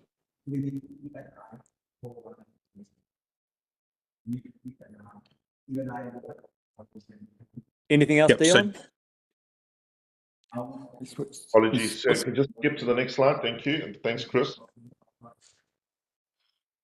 We're on the next slide, Dion. Continue. Yeah, no, that's fine. We've completed that. So that's, if we can go to the next one, please. Thank you. So sealed maintenance and sealed renewal activities. We're well underway with the pre-seals, as mentioned earlier. Works have also started on Whakapirau rehab, and then Moya Street, as Chris mentioned, will kick off straight after the summer. But in the meantime, we're doing a lot of program and planning in the meantime. We've also included additional maintenance where budget allows while we're carrying out the pre-seals, example on Bald Rock Road. Yeah, the reseals, as mentioned also earlier, they'll kick in from February, March next year. The unsealed network, during the month, we completed 158 kilometers of grading, over 1,000 potholes repaired, and 2,700 cubes of metal strengthening applied across the network. And as mentioned, we're still receiving good positive feedback from our customers. We have programmed also some upcoming work on unsealed roads that Blair's reporters, that thorough report he did, and those roads include Hilltop, Cara, Browns Road, Bagnall Road, and Kapawiti. Next slide, please. Right, drainage. So our drainage, we've got a dedicated team opening up culvert ends. A lot was done this month as well, and then some vital drainage, as we can see on the slide, on Kames Road. Other roads that we worked on are Babylon, Hood Road, Waikara, and the list, as you can see on the slide. And what a positive thing is, the drainage team is working in hand with our unsealed road program, so they're going hand in hand. So as we tackling the roads, we're attending to the drainage as well. Next slide, please. So other activities, as Chris mentioned earlier, the spraying has been completed. We've done our sweeping, annual sweeping. We are working on a preventative maintenance program besides the renewals, and then the rehabs have kicked in. Slips, we've done a network drive around with WSP and Blair, looking at all the slips that remained from Cyclone Gabriel, and we're working closely with the team on getting that hopefully delivered through the maintenance contract. We're working on seal extensions. As mentioned earlier, investigations are underway, testing of materials with Polycom. We're doing some CBR testing for that in the background to get those rolled out pretty soon. And then on the bridges, work is also underway on several bridge investigations, as mentioned here in Tanguf Wahine Valley Bridge and Hakura Bridge, Mangawhai Kaiwaka Road. And that is it. Financial, last slide. We're on target. We're within our envelope. We continue to achieve our target on local spend. This month we're sitting at 38%, but we're pretty confident that we'll achieve the 40%. We have had some challenges just around utilizing subcontractors that have been pre-approved and their rates and that, but we're working with the team in the background sorting that out. And that's, I think, concludes our month's report. Thank you, Mr. Mayor. Well, very much, Dion and Chris. Nana, have you anything to add? No, first, Mr. Mayor, we'll take any questions then. So Naya, followed by Councillor Vincent, followed by Councillor Howard. Thank you, Mr. Mayor. Thank you, Dion. You finally came, and thank you, Chris. You did mention that you're busy in Mangawhai, and somehow I think we'll see the other end as well. My question is more related to last year we were presenting in regional transport. We had NTA then, and they talked about a vehicle to be used on our roads in Kaipara, which had the capability to grade and tell all the faults online, storing it as it goes. Do you know anything about that? I haven't seen it on the road in this side or that side.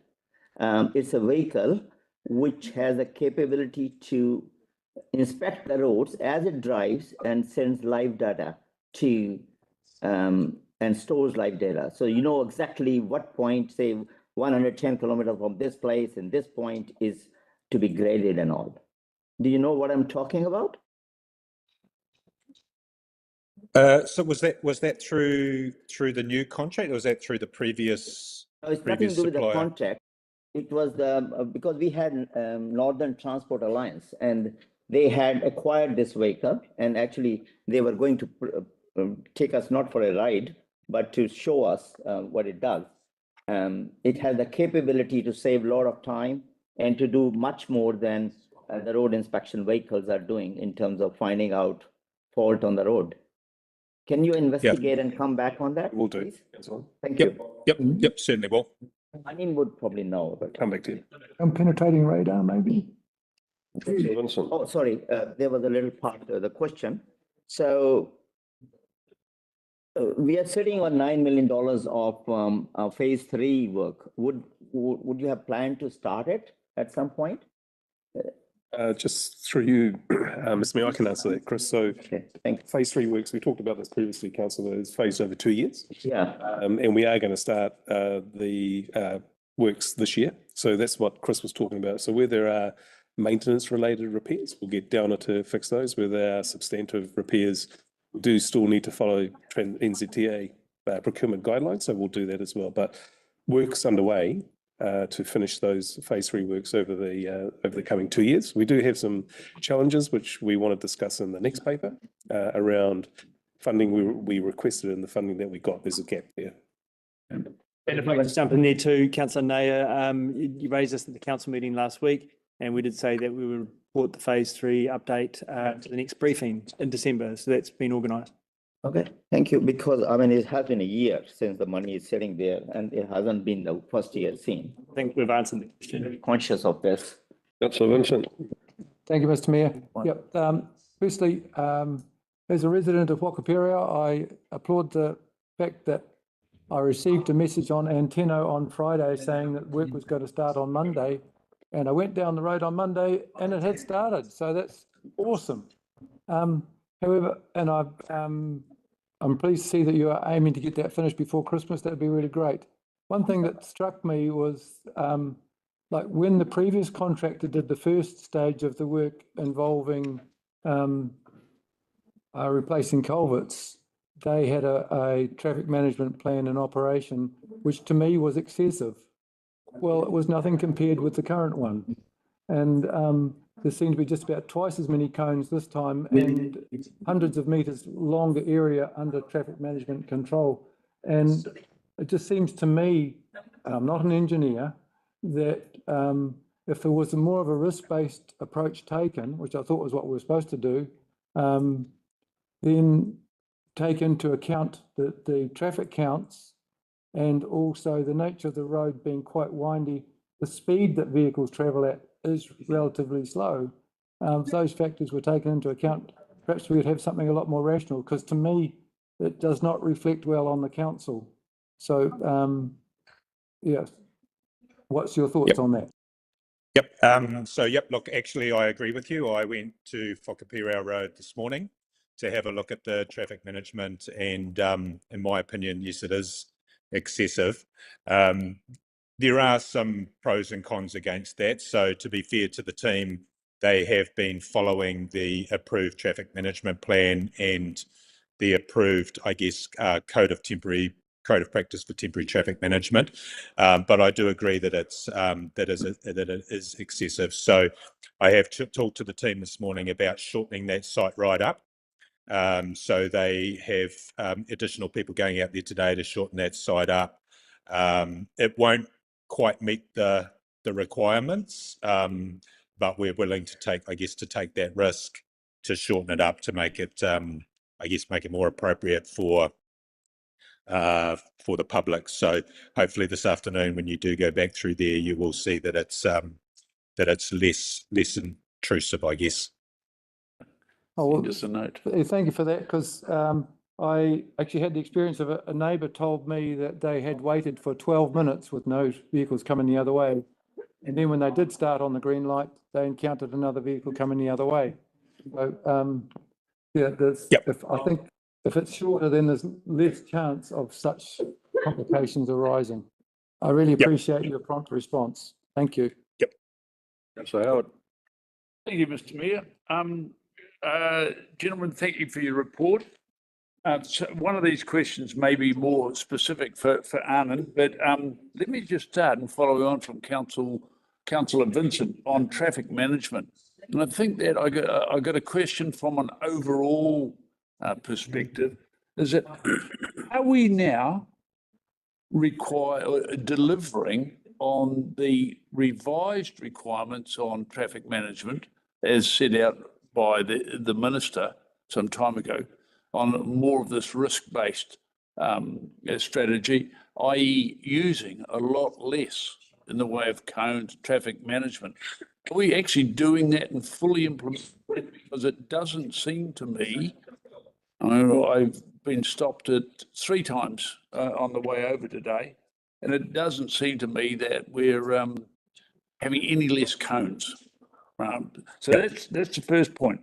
Second point, I note under your reseals, and it's great to see it there, you talk about Black Swamp. I take it that Black Swamp Road is the self-funded element of Black Swamp Road, the 1.2 Ks that's being done. So that's cool. That's all being done at the same time as Devonshire, etc. And this third question I have, sorry everybody, but this is probably for Anand. It's very concerning, but it's good to have it on the table. The extent of these potential shortfalls for sealed pavement repairs and for unsealed pavement repairs. So, we're talking about a shortfall of best part of 10 mil. Now, I wonder how much, because we know that there was some late changes to the LTP to get us to the 8.9%. on 2 occasions, money was taken out. We never got an indication of what specific projects may have been affected. And okay, that's gone, you know, that's fine. But I'm interested to know whether any of these shortfalls could be attributed to that money that was extracted from the LTP at the last minutes. And so therefore, will it balance in any way, will it balance itself out in year 2 and or year 3? I'll answer that, Chris. So through you, Mr. Mayor, we went through a substantive exercise with elected members through the LTP process, and we put forward a list of projects that fell within, and at the direction of council, we then indicated at other briefings which projects will be compromised. So we've had that transparency through the whole process.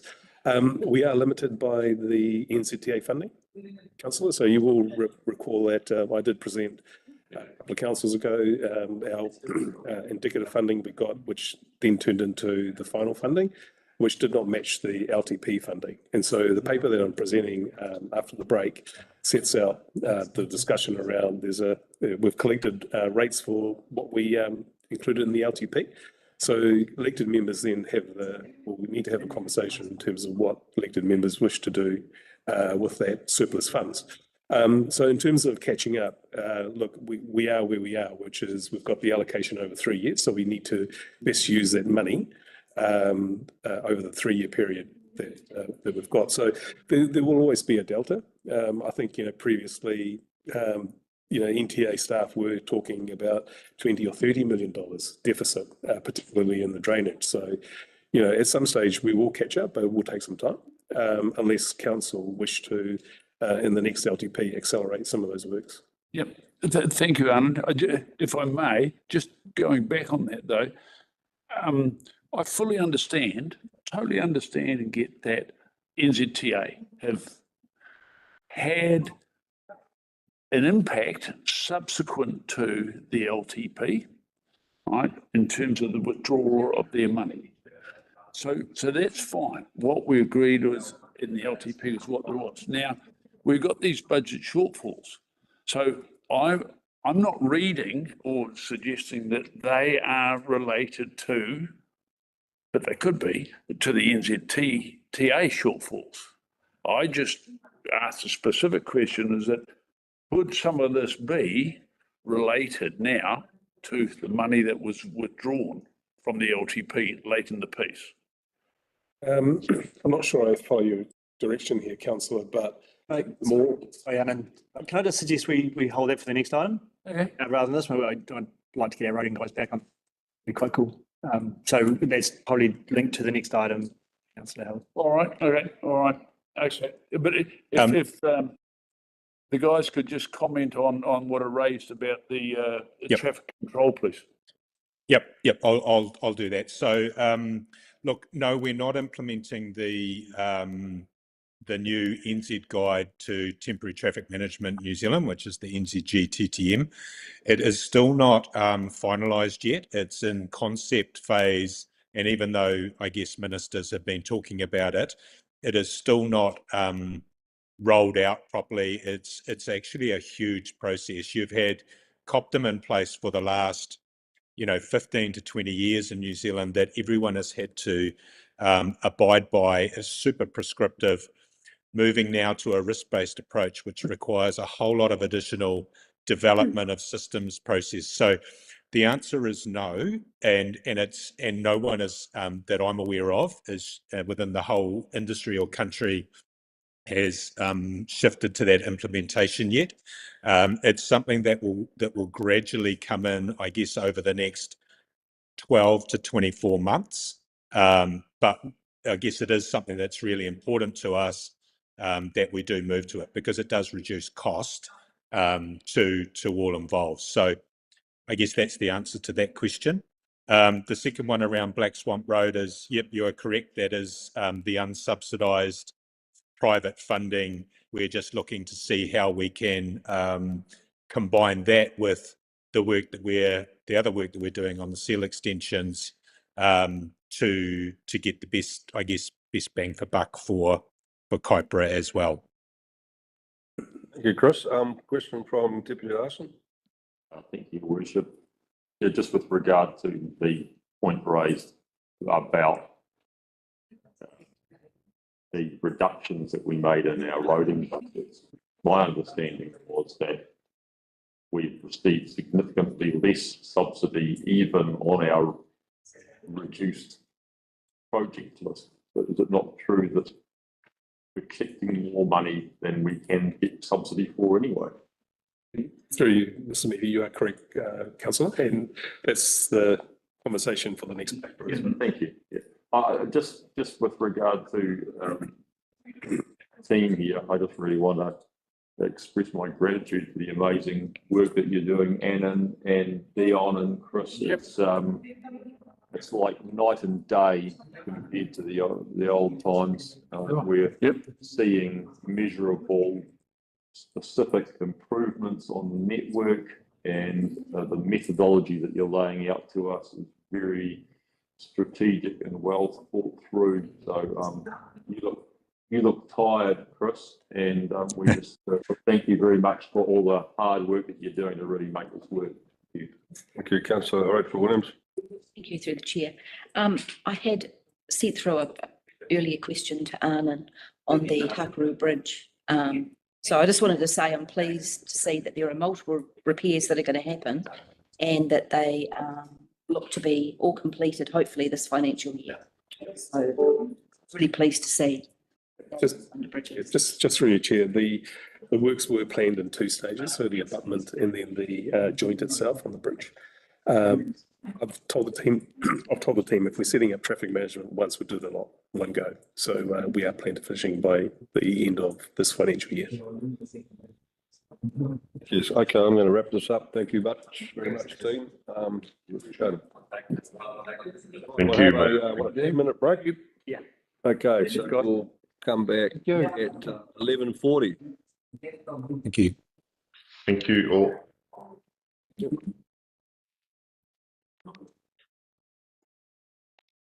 Right.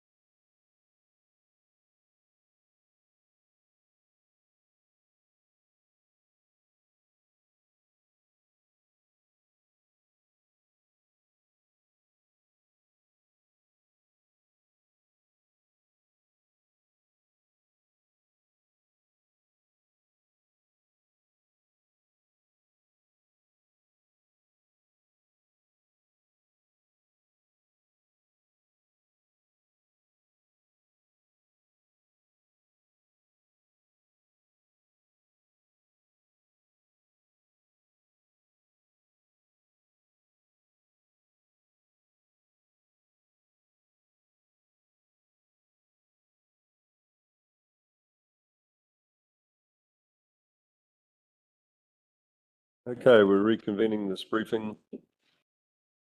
6th of November 2024. Next on our agenda after the break is Kaipara District Council unsubsidised transport budget allocation options, and we have Anna Nama and Sue Davidson presenting this for us in person and Tim Manning online, I understand. Yes, that's correct. Thank you. Thank you, Mr. Mayor. We'll bring Tim in towards the end just to talk about Wood Street specifically. But Mr. Mayor, you recall the last briefing provided a paper on our final funding that we received from NZTA and the difference between that and what we had in our LTP. So today's really to take elected members through the difference, and then we would also like to get direction in terms of how elected members wish to utilise sum of money that we've collected from the LTP compared to our allocation from NZTA. And we've got some options available, but we would like direction at the end of the presentation, Mr. Mayor. So this box just outlines what we had put through in our LTP. So over the 3-year period, we had put through 136 million. Obviously, the TA final funding has come in at 101, so we've got $35 million difference there. Now, when we take that 35 and bring it down to our local share, we get down to 13.4. So this table just sort of sets out what we had planned in years 1, 2, and 3 of the LTP. And it just sets out the program of works, but it also identifies the sources of funding. So we've got funding from rates, funding from reserves, and funding from debt. So those columns just indicate where the funding is sitting. So overall, $13.4 million difference. Now, this table just sets out some of the options that staff have put forward. Obviously, it goes year by year, but it also shows us what is funded by rates, reserves, and development contributions. So the area that we can focus on in terms of reallocation of funds is the 9.9. We have to be quite specific around the funds that we have for reserves and development contributions. And on the table, that largely relates back to Wood Street. So we are talking about a figure of $9.9 million that we're wanting to look to reallocate. So there's a number of options that we've put forward. So from the 9.2 million, what we're saying is that they can be offsetting the rates in future years, and in year 25, 26, there's best part of $3 million. And then in year 26, 27, there's 6.2. You will note that there are a number of programs that were in the LTP that haven't been funded by NZTA. One of them is the Kaiwaka footbridge. Joining them up, we had 700K put into the LTP, but we obviously received no funding from that. However, we have collected rates in our LTP. Sorry. We've got some options around Wood Street, and we'll cover those off in a minute. But we've got some money set aside in terms of the reserves and contributions. But in order to do the full works, there needs to be a top-up to match the expected costs of around about $6 million is what we've been talking about over the previous period. We are a little bit short on our cyclone recovery. So, you know, we did put forward 20 million. I think we've got something like 16 million. So again, we can put some money towards the cyclone recovery works. So if option B and C and D are chosen, then we have a balance. And again, the option is to pay down debt or reduce rates in the 26-27 year. The other option that we have put forward is we could put more money towards district-wide footpaths, seal, unseal, table drains, etc. So That's where we are, Mr. Mayor. We would like to have a conversation around what elected members wish to do with the funds. Okay. We're at that point where we can start socialising that. Some input. Councillor Aaron Wilson-Collins. Thank you. I'm just interested to understand the options put forward and the options not put forward. So the maintenance operations and renewals, for example, we were short on the funding, and so therefore, we don't put in our money either. On the figure 1 table, sorry, the OG table that shows us what was funded and what wasn't funded. Yeah, that one there. So at the top of that, the shortfall is it rise at 12,648 million on that very first line. Yep. At the end. Yeah. But that's not put forward as an option. Like, would that make the most sense? Or are we not able to put our own funding into the roading without ZTA? We can. That's what we've got on option 2.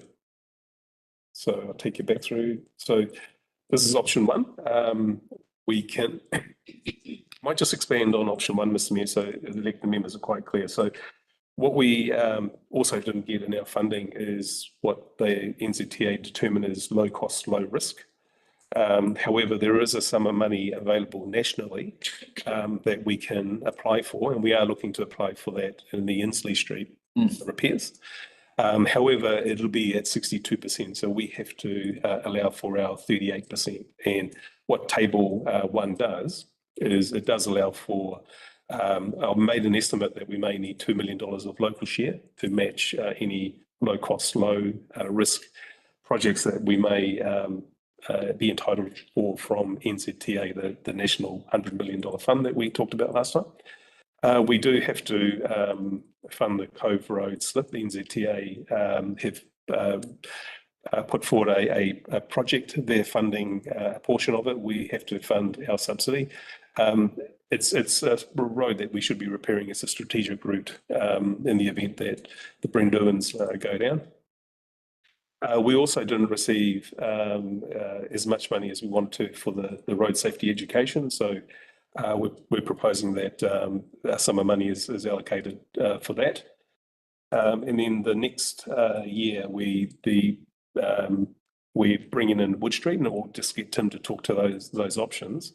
But you'll also recall, Mr. Mayor, that NZTA have changed their criteria for storm damage. They used to go FAR plus 20. They're now indicating it'll be FAR plus 10.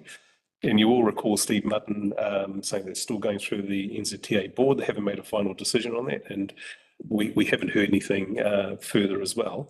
But what we're saying is that we know there'll be more storms coming in future years, so we can start to build up a storm resilience fund. And so in years 2 and years 3, we're saying, we should put some money aside. And then in 26, 27, we are saying that, we want to put some money aside for low cost, low risk. We are then saying there's opportunities to do some district-wide footpaths and drainage, etc. And that's where, we can use some money there. Again, we need some money for the road safety education over the 3 years and the storm resilience. So this is option 1 that we're giving some guidance to elected members. But also there's option 2, which is, pay down some debt, reduce the rates in future years, potentially link up the Kaiwaka, do the enhanced Wood Street. So there's 2 options that elected members need to really consider simultaneously. Right. Mr. Mayor, we might just go through Wood Street while we've got Tim here. Now that is attachment A. So unfortunately, I have to go to the report. So what we've asked him to do is look at a number of options for Wood Street. So there is the full scheme that has been presented many times to elected members, and then there's a number of options that number of options that we can utilise the reserve funds and the development contributions that we've received. But if council would elect to do more than that, then the options are there as well. So Tim, do you want to talk us through your options? Yes, thank you, Anand. Now so in your attachment A, you've got some drawings and some pictures showing the various options. Look, the key thing is it's effectively you've got two options. You get a bare bones cost option and then the full scope. You can actually have anything in between. So that obviously just costs more money. So on the first page, on the bare bones cost option, effectively as you come into Wood Street, we're not actually doing that much. We're just going to put a crossing, a raised crossing across the road, and we'll redo the footpath on the southern side, so on the Mean-Burger side of the road. But the four square car park area and the gas station, we won't touch that. So the entrance will look a bit different. It'll look very similar to what it is now. The original plan was to have a lot of rain gardens in that area, which treats the stormwater before it goes to the golf course. Those will come out. So then as you move along Wood Street, so if you go to the second page in your attachments, you can see that outside the four square and the petrol station is exactly the same, but outside the fishing tackle shop and super liquor, it is pretty much as per the original design. So a new path will go through their parking, etc. The biggest change probably comes in the central area. So that's the area in between the two commercial sides. You've got the pizzeria side and the pharmacy side, and then you've got the other side with the takeaways and the various other shops. So it is a bit of a tired area at the moment. So the bare bones option involves two raised tables at either end. It does involve putting a path on the pizzeria side, because at the moment the path on the pizzeria side is actually in private property. So it's always good to have our footpath in public land. So, but it does not involve anything on the other side of the road, which is the Stingray Mats takeaway side of the road. It involves just keeping that existing green AstroTurf there, and the original plan also was to have that whole area raised so it's one level, so it could be utilised for potentially closing it for markets or something, but that won't happen. We'll just keep the existing levels, which is quite steep, but it's still workable. The other big difference in the central area is originally it had planned to have a boardwalk either side where the bare bones costs is actually just a concrete path on the pizzeria side. So visually, it'll look quite different from what was proposed, but functionality, it'll serve its purpose. Now, on that same image, at the bottom of the page there, if you look at the Allen Street and the old fire station site, the original plan was to actually widen that intersection to create a proper roundabout that actually worked, that you had enough room for people to actually turn around it. The bare bones cost option doesn't touch it. We just keep it as it is. Yes, people will drive across the circle as they go up Allen Street, but legally it's fine, and it's just there for people to follow the road rules. It also means we had planned to have a bit of a build out in a sort of public area outside the pizzeria. We will just keep the existing curb line there, and again, it's just about tidying up what's existing. Otherwise, if you go to the final page, well, the third page, and it's hard to see this here, but basically the old fire station site would be done as the original proposal, because it is tired, and that would be wise. Good. So that is the bare bones. Then if you look at the second to last and the final page, that shows the image of what the proposed was.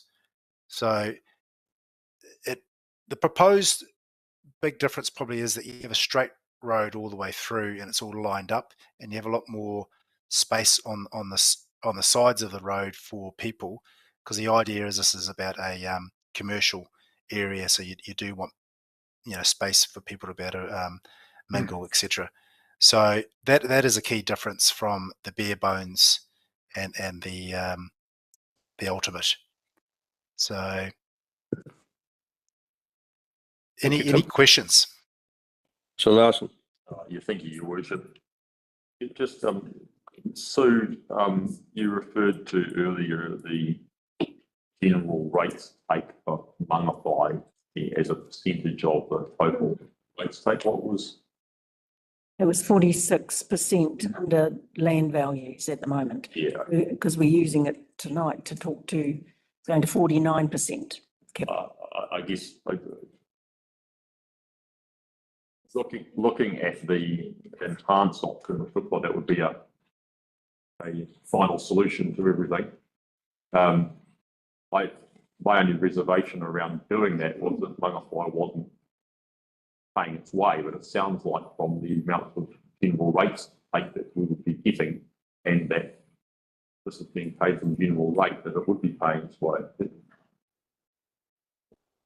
Yeah, it's paying a high percentage, yes. Yeah. Very high percentage. Thank you.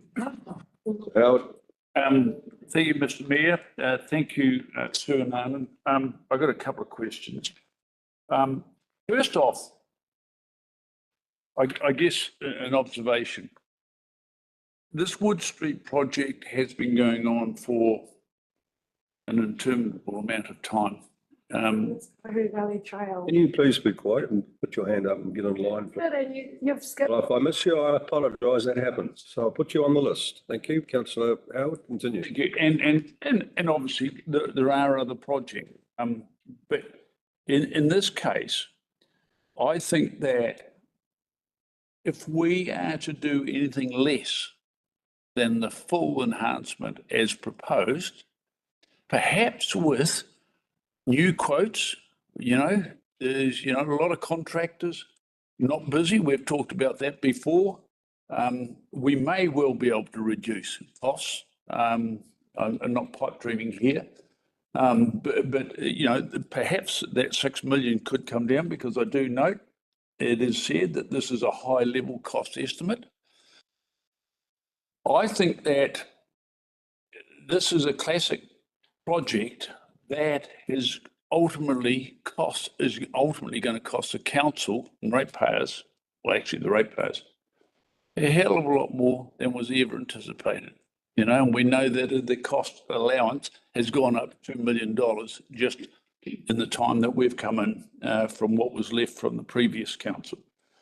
So I think that it is a responsible strategy to make the enhancement, the full enhancement, happen, because we will reduce the risk, reduce the option of having increasing costs downstream on future ratepayers and future council. I think that there's a lot of good elements about this. I mean, I think that when you get to it, the issue is if you just take little elements, the roundabout at the end of Wood Street at Allen Street is a irrelevant feature at the moment. So if it's going to be done properly and it enhances the traffic flows, that is an important safety factor. I do have a specific question on how many car parks are lost if we do the minimum. Good question. Look, I don't know if there's any. There will be the do minimum solution. Involves keeping the existing aggregate car park out the back. So it really depends on how efficient people are with parking out there. So it's hard to put a number on there, Mike. The number, but okay. out on the road, it is going to be similar. on the road. On the Allen Street, on the fire station site, it'll be the same. It's just the car parking at the back. Okay. You'd lose the shifting of that the playground. So you would probably lose, I don't know, maybe 20. About 30. 20 or 30. I'm just plucking a number there. Okay, thanks, Tim. So just onto that, we've got this is all worked in with the stormwater, which is critical. That's got to happen. Surely we absolutely need the car parking in a really good state out the back to cover retailers and operators during the time of all that stormwater. So, you know, for me, that's another advocacy for going ahead and getting it all done. And actually, as an optional cost saver, longer term, reduce the scope, maybe not the area, but the scope and the extent of that playground to minimise our costs, the relocated one. So I think that's really all the questions. I might have sent one in yesterday, but I think that pretty much covers everything I had at this stage. Just you, Mr. Mayor, I just want to clarify with Tim. Tim, does the 6 million include the car park at the back ceiling? It does include the car park at the back for 6 million. And in terms of parking numbers, it's probably more on the 20 rather than the 30 side, Mike. So. Okay, thank you, Councillor. What's on my list here? Councillor Vincent, followed by Councillor Paniora. Okay. Oh, thank you. Just like some clarification of the funding in relation to the Wood Street project, because we have in figure 3, there's an amount funded by reserve, 1.5, and a further amount, 1.7 of development contributions. So that comes to 3.2 million. And I'd be interested to know how much could get done for that amount, since that's where that money needs to be spent. Obviously, it would go further if it collects financial assistance rate, but that's not a happening thing. Seems to me, it says in a reduced scope. So what does that reduced scope include? I'd be keen to see it include the fire station land being tied in to the car park, and also the Wood Street entrance being tidied up, and whatever else could be done from there. I just think that in terms of spending general rates, I'm really concerned to hear the argument that because Mangawhai is paying 46% of the rates, therefore Mangawhai should get this to the full monty. I don't see any benefit, at least I'd like to see what the benefit was to the person living in Kaihu or Te Kaupuru of getting the full monty done with this out of money that they have contributed. And that's the thing about a general rate thing, and that's where philosophically I would think that my preference, some Wood Street special case, because it's a half-finished job, and if there's the means with reserves of different kinds available to at least make it more operate more smoothly, I'm keen on that. But as for the rest, we've had a report this morning from our roading contractors about the bit of skin where the pants and the shirt don't meet, and that's the bit that to me needs to be addressed with the extra money that's available, which is, I think, more like kind of like option B, or is it a third option that is that option A in effect, where we're looking to basically top up the shortfall in our operational roading funding. And I think that in that way, working through that in terms of the priorities as identified by our roading contractors and what needs fixing, I think they're giving plenty of guidance, and I'd be much happier about the extra money landing where it falls on that basis, because it would be fair and equitable in relation to the rates that people have paid, rather than giving more to the people whose rates are higher. Okay, I just think that's the wrong criteria in relation to maintaining the roading network, which serves the whole of the district. Thank you. Thank you, Councillor Paniora. Thank you. This is outrageous. Why do we even have it here having this conversation? It's pretty obvious money should go. It should go on the maintenance, operations and renewals, for which the money's been collected. I don't know why we've got all of these half-finished projects sitting in here. I highly suspect that there's been interference by certain elected members as to why we've even been let. I think you need to, with that statement, Councillor Paniora, you have no evidence that that's occurred, and I don't believe it has. Just You please withdraw it. I will withdraw that statement and I will rephrase my Please do. statement. We've had councillors contradicting themselves, stating that they act for and represent all of the community, yet presenting the basis for a percentage of Mangawhai, this 41% that's being floated around, as to why we should even be including these other capital projects.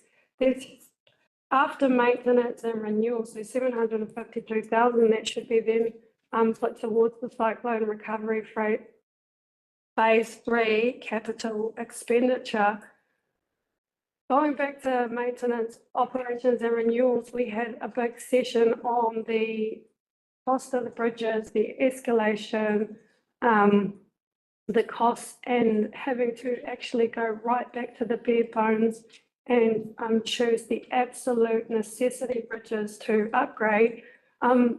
I would have thought that we would be getting ahead of the game and trying to cover off the maintenance, operations and renewals so that we can start looking at some further bridges.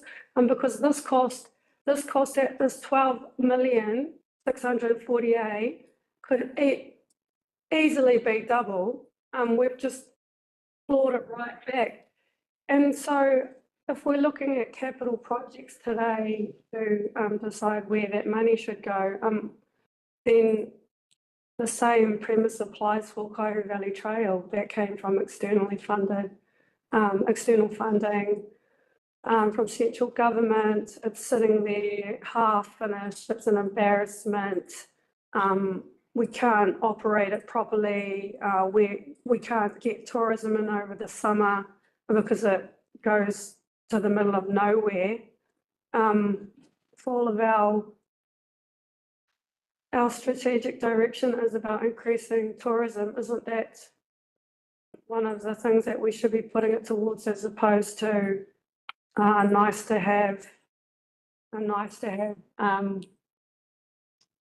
footpath or bridge or something like that? So I just don't think that these two options are even sensible, and we should just be looking at the top two. Thank you, Councillor Williams, followed by Councillor Aaron Wilson-Collins, followed by Councillor Lambert, Councillor Mayers. Thank you, Chair.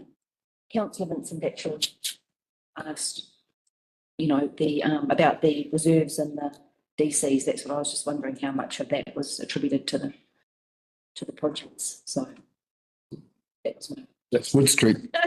Wood Street. It can only be spent on Wood Street. Still over $3 million, so you should be able to get a bit with you. What's that? Okay. Councillor Aaron Wilson-Collins. Thank you. A fun day. So I've appreciated the comments around the table, and I do feel like the most sensible solution is that we cover the $12,648 that we've, $12,648,000 that we missed out on, and put the balance into the cyclone recovery. I do think that makes the most sense. However, with the Wood Street option, because it's been around for a long time, trying to get Wood Street somewhere. I'm interested to know, is there an option, because correct me if I'm wrong, anybody, but I thought the parking is critical. The parking, if we were going to prioritise what to do at Wood Street, I would have expected that the parking out the back of the shops there and the old fire station site could and would be done. And then perhaps the stuff on the main street, whilst it's not great, I appreciate that, I do know that, that could, if instead of doing a half job now with the funding that we have, doing the footpath instead of the boardwalk and not doing the raisings and things like that, could that then funding be found later? So get the car parking sorted out the back, and then the rest of that, is that through you, Ms. Mayor, that would have to be, that's an option, but the funding for the front part would have to be done in future LTPs. Yeah. Okay, Councillor Councillor Lambert. Being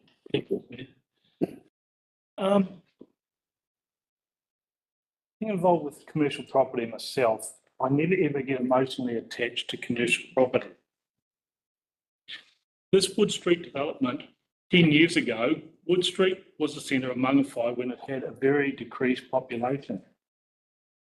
Mangawhai's gone through the roof as far as population goes. But I'm going to ask everybody is to emotionally step back from this. We've got to consider it's only 5 commercial lots in Wood Street. Only 5 lots, there's a lot more premises there.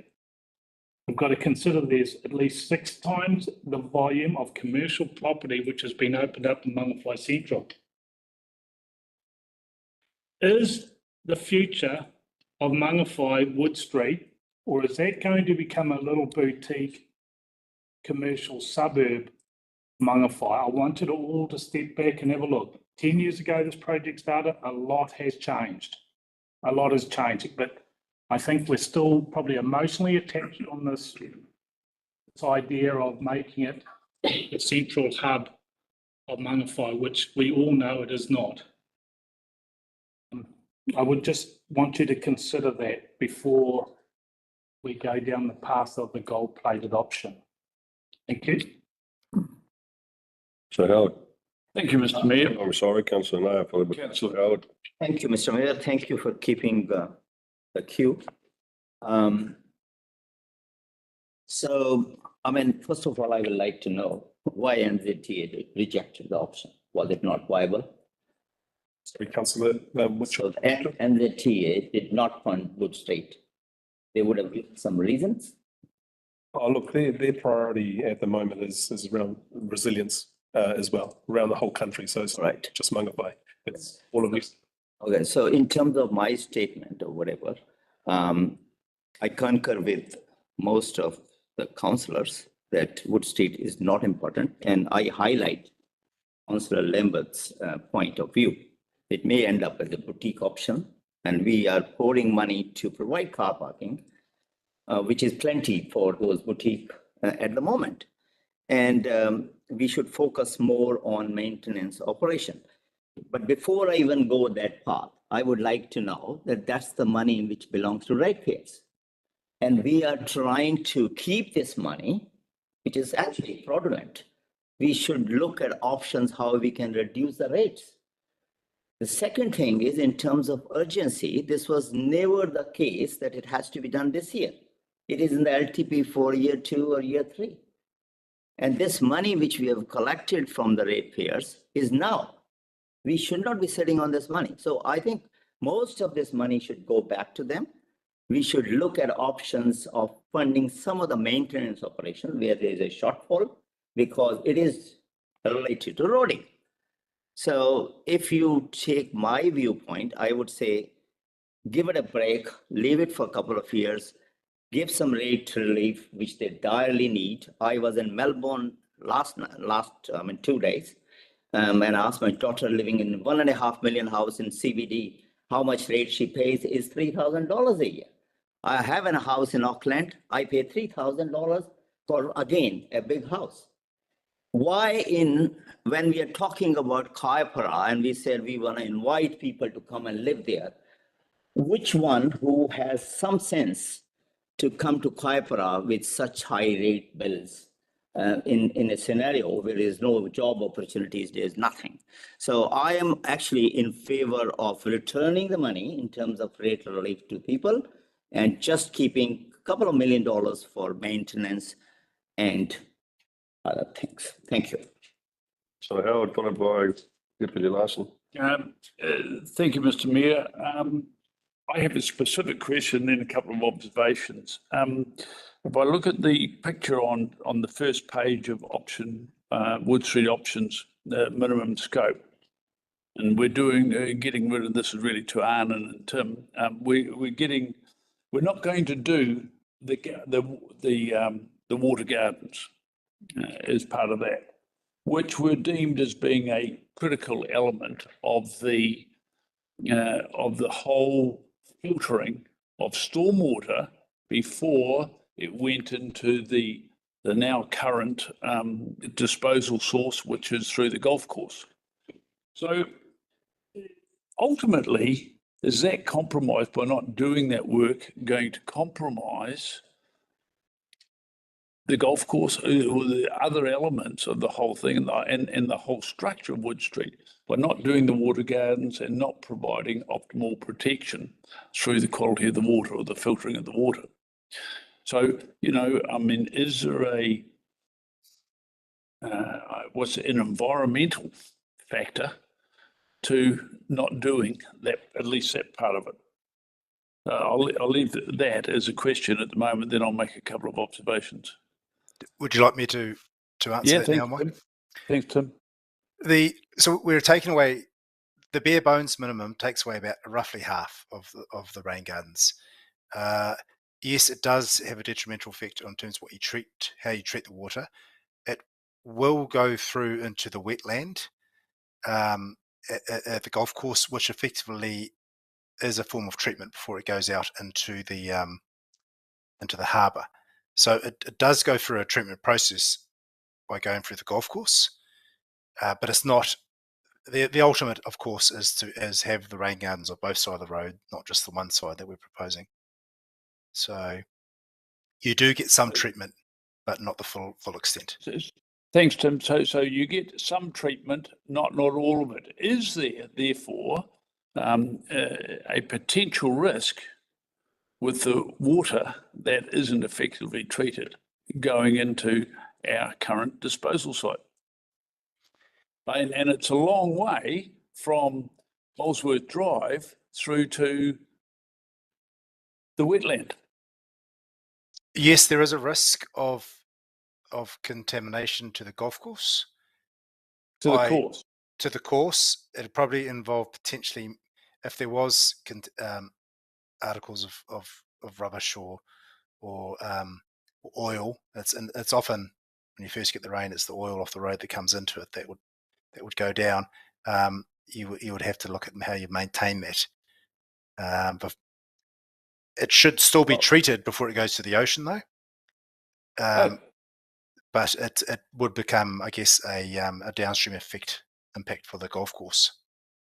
So I guess there's a couple of points from there, Tim, is that does this therefore really require some other form of treatment or filter before it goes to the attenuation pond on the course?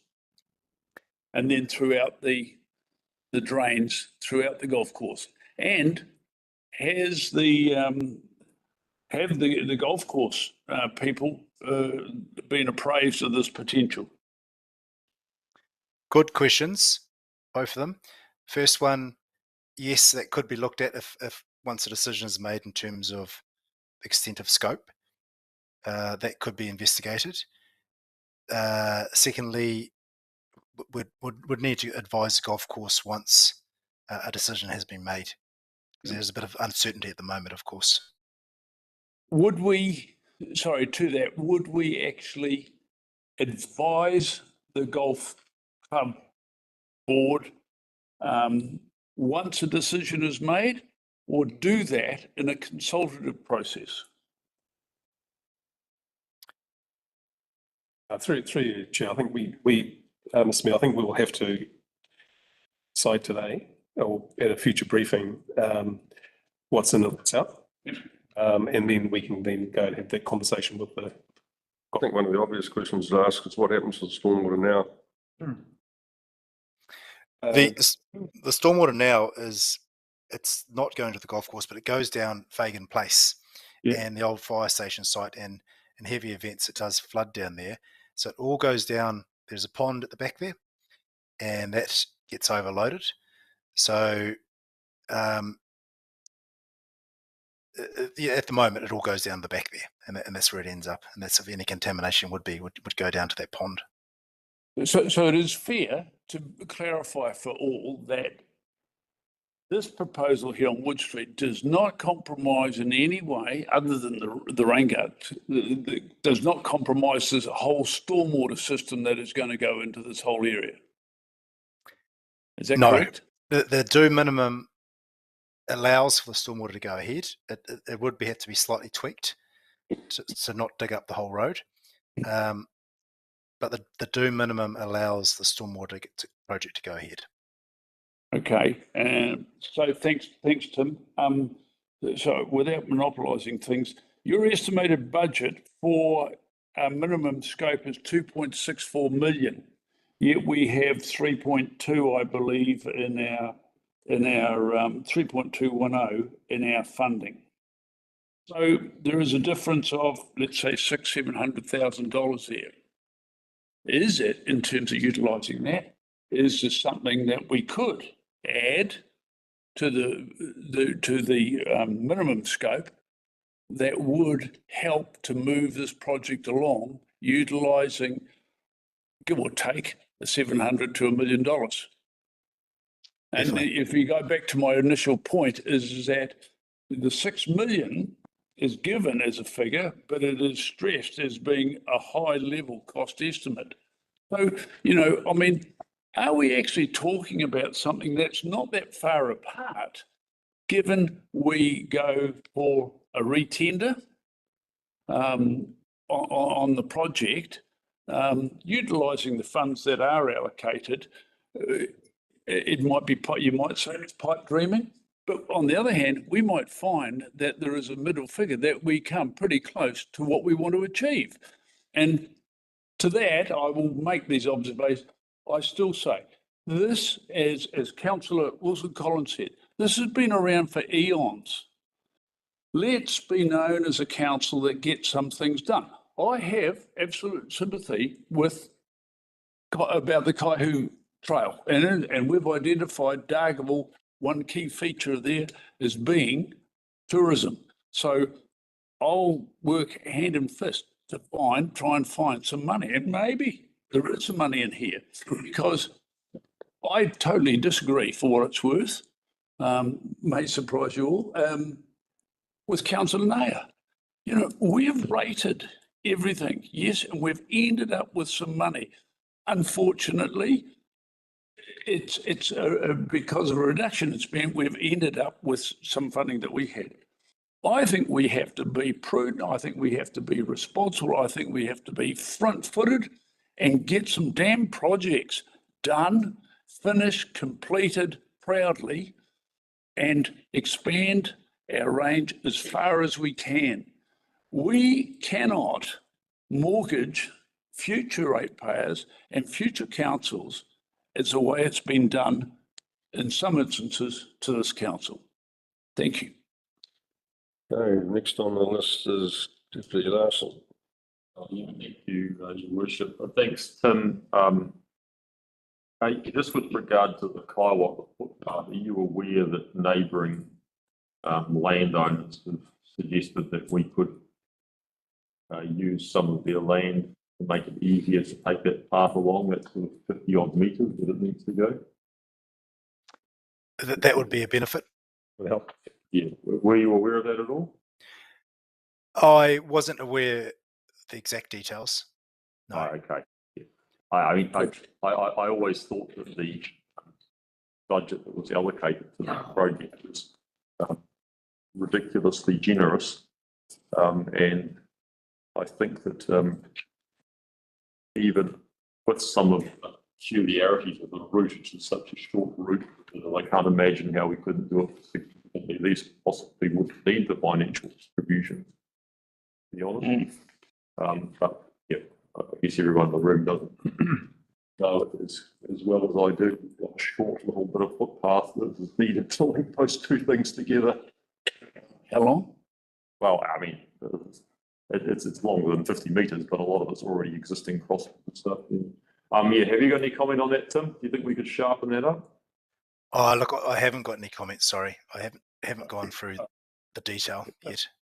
That's through you, Mr. Mayor. I think Councillor Larson's right. We can sharpen it up. So thank you. So my comments on this are, we are going to have to make a decision on this at some point. We're not going to do it today. We're going to have a range of options that come back to us, and there are different opinions around the room. And we're not making that decision today, as Councillor Vincent would quite rightly make. And I think there's a couple of the suggestions were that I was trying to allocate rates on the basis of where they were paid. That wasn't at all the case. I was just suggesting that I don't see a project like that going ahead if it was being subsidised from other areas. If you are going to end up with a good project, the cost them before where they do. Not that we should be dividing up rates specifically in that way. But I mean, in terms of direction, before we head towards making a decision on options later on, I think that we should push ahead with options B, C and D in option 2. And I am also of a mind to say that we should also take the surplus left over from that and apply it to additional district-wide funding of footpaths, sealed and unsealed road. Let's get some good projects going across the whole district with the rest of that money and really get some runs on the board. See where I'm coming from. Thank you. Okay, Councillor Erin Wilson-Collins. Thank you. I've been affected by the passionate speech of my fellow councillor across the way, and I think he's made some really good points about projects finished. And when I relook at what's in front of us, similar to what Councillor Larson has just actually put forward, but why don't we fund the actual projects, which is Wood Street, which is the Kaiwaka footpath improvements and the Kaihu Valley Trail. And then the leftovers, I think, should be allocated to the cyclone resilience, the storm resilience that you have in your option 1. Okay, well, else wants something to say? Councillor Vincent, Paniora. Well, you're already online, aren't you? No, Okay, Vincent, Paniora and Williams. Yeah, just a quick question really, in regard to Wood Street, there's a portion that's available currently in development contributions. Is there the prospect that further development contributions will be collected in future, which would be possible to spend in that place? No. Or is that is the amount in terms of the formula and in terms of the area of impact and so on? That's correct. It was done at the very beginning. We thought, what is actually, we're doing this partially for growth, but a lot of it's actually for the current population. Right. Okay, thank you. Okay, Councillor Paniora. Yeah, I just wanted to say that that idea is a brilliant one. I've had 2 years of brilliant ideas like this being put for only for Kaihu Valley Trail to drop off right towards the end of it, and only the rest of the projects being pushed through. So I just think that's a hugely risky direction to go in with the current councillors around this table that just seem to not want to support anything over on the west. I mean, it's as simple as that. But I mean, prove me wrong. Did I not just say and make a positive comment about Kaiwaka Valley Road? I'll shut down the conversation right there. And councillor Pannier, I appreciate it if you didn't make those sort of comments about your fellow councillors. Prove me wrong. That's all I'm gonna say. Very easily do something. I'm not going to do that here. Councillor Williams, you're next. Thank you, through the chair. Yeah, look, I do agree with what Councillor Gibson Collins has come up with.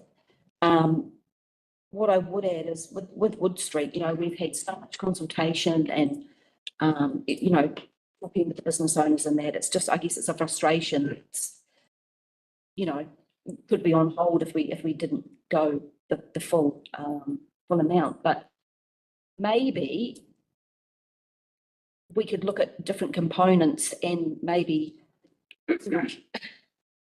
ring fence some things and then look at what that might be. It might only be that there's 1.5 of general rate to use to do a certain amount. I don't know.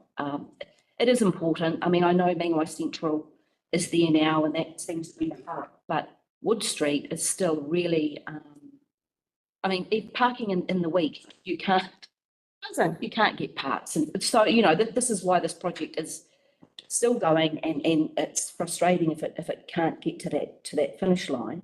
But I understand that there are also other things in the district that need to be done. So the other point is the Kaiwaka bridges meeting up. I think it's really important because Kaiwaka has a really bad car parking issue, really, and in summer and busy times, it's really congested there too. So this could be another area where people park at Maclean Park and they can walk through safely up to Kaiwaka, get what they need and get back down to Maclean Park. So it is another option as an overflow parking as well.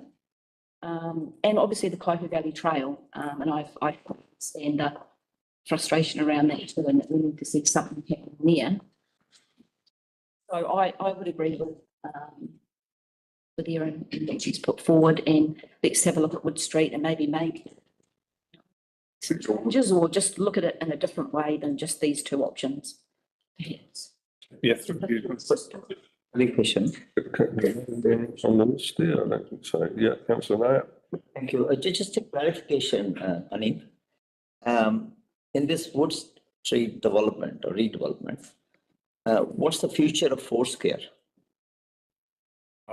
Through you, Mr. Mayor, I can't answer. It's there. If it's not there, then the car parking, 50% of the car parking is being used by Look, I can't customers of.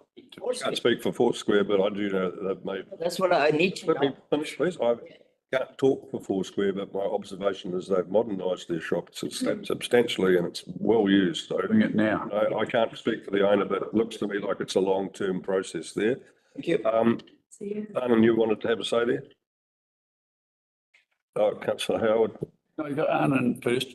Yeah, thank you, Mr. Mayor. Look, well, thank you for the direction. What I'm sort of gauging is that we are flipping between options 1 and 2. And keep in mind that option 1 is largely related to our LTP philosophy, which is we're in a recovery phase. And so I just wanted to emphasise that we do need to put some money aside for low risk, low cost, because we do want to get the equivalent subsidy for projects that fall under that category. We have to do Cove Road, so that 133 is pretty much almost allocated. And then obviously the council needs to make a call whether it wants to continue with the safety education program and build a resilience fund for a rainy day. So I guess what I'm hearing, I'm just going to flip now to option 2 is, and look, I'm happy to be corrected, is do B, C and D, noting that B will probably come down substantially or will come down. So there'll be some more funds that are available. But then for 3.4 million, the direction or guidance we're seeking is do we fund low cost, low risk, which is $2 million over 3 years, and do we start to build up a resilience fund? By the time we do all that, there's probably not a lot of money left for allocation. Okay, Councillor Aaron Wilson-Cole. Sorry, thank you for summarising that. But I didn't hear you say Kaihu Valley Trail. Well, Kaihu, I mean, we need to do work on Kaihu Valley because we need to understand what the next stage is going to cost. And my feeling is that it'll probably be substantially more than the surplus. But can I have a word on that as well? Just through the Merrill Forum and discussions with other players, there's a real, I think, a unified desire to actually get that thing finished, the Kaihu Valley Trail finished, because it's integral to the loop that goes right around the north. That's why it's been supported by the other councils, and I think we might see some movement there from central government too. So I can't predict that, but maybe CE Maris has got something to fill in there. On the opening of the Ahi Kiwi Papakainga, that they're looking at putting a some sort of recreation centre there by the bridge. Through you, Mr. Mayor, I can't. There may be movement through central government. Don't know. Yes. It would be good if there was. What we have done is we do have a tiny bit of funding with Northern Link. It's about 25k that I have agreed to provide to Amanda Bennett. Do you remember Amanda, who presented to the LTP, so that she could do the business case for the next stage of the Kaihu Valley Trail? You recall that we had a business case. We didn't have a business case to go to the next level. I think from our perspective and what I'm hearing, obviously it's really important that we have that. So I'm just waiting for the Northern Link board to approve that so that we can get on and get that done, which will then be a tool that we could use to identify future funding as well. Councillor Lambert, followed by Councillor Wilson-Collins, followed by Councillor Howard. Just a couple of things here. The first thing is road funding education. I'll just go through 42% of Northland's road deaths are caused by people not, or immediate causes by people not wearing seatbelts, which is a direct relation to enforcement, but mainly education. The road safety education programs that we do fund a lot of the driver licensing programs that we have, which is essential for the development of younger people in the workforce. Please, you had some question of whether we fund that. I'm just asking you and begging you and demanding that you keep that on the cards. It is a small proportion and has a great effect on it. The next thing, I can't actually remember what it was, so I'll pass. Okay, thank you, Councillor Wilson-Collins. Can you just clarify, because this seems, what was the 2 million for the Kaihu Valley Trail for in the budget? So you'll recall when we had that conversation, we were hoping for co-funding, and we put an allocation in so that if government did fund, we had a portion of funds available within the LTP, but that was on the basis that, but it wasn't included in the rates. So we just put it in as a just in case we got it. Actually ready for it. We haven't rated for it, so we haven't collected any money. And don't say the next stage is $2 million, because it's not. It's just, it would be. Yeah. Right. It's just an allocation that we've put in, or a provision that we put in. So I suspect that the next stage, and we have to wait for the business case, all of the $9 million will probably get eaten up. Yeah. So we just need to wait for the business case, but I don't think it'll be enough to continue with even the next stage or finish the next stage. Okay. So the last I heard out of central government was that, and I quote from a news article, that if councils wanted funding for cycling or they had to fund it themselves. So you're now saying something's changed? No, I'm not saying there's a change. I'm saying there's a desire from all the councils to have the Kaihu Valley Trail completed so that we complete the circuit. And I think there could be something forthcoming coming from there, but I can't, I'm not. The councils, not the government. Well, maybe. Look, I can't predict the future, but there's a big push to have it happen. Say that. Yeah. Okay, I'll go back to Councillor Lambert before he forgets what he was asked. Okay, sorry. The emergency fund that we're going to, storm resilience fund that we're going to build up.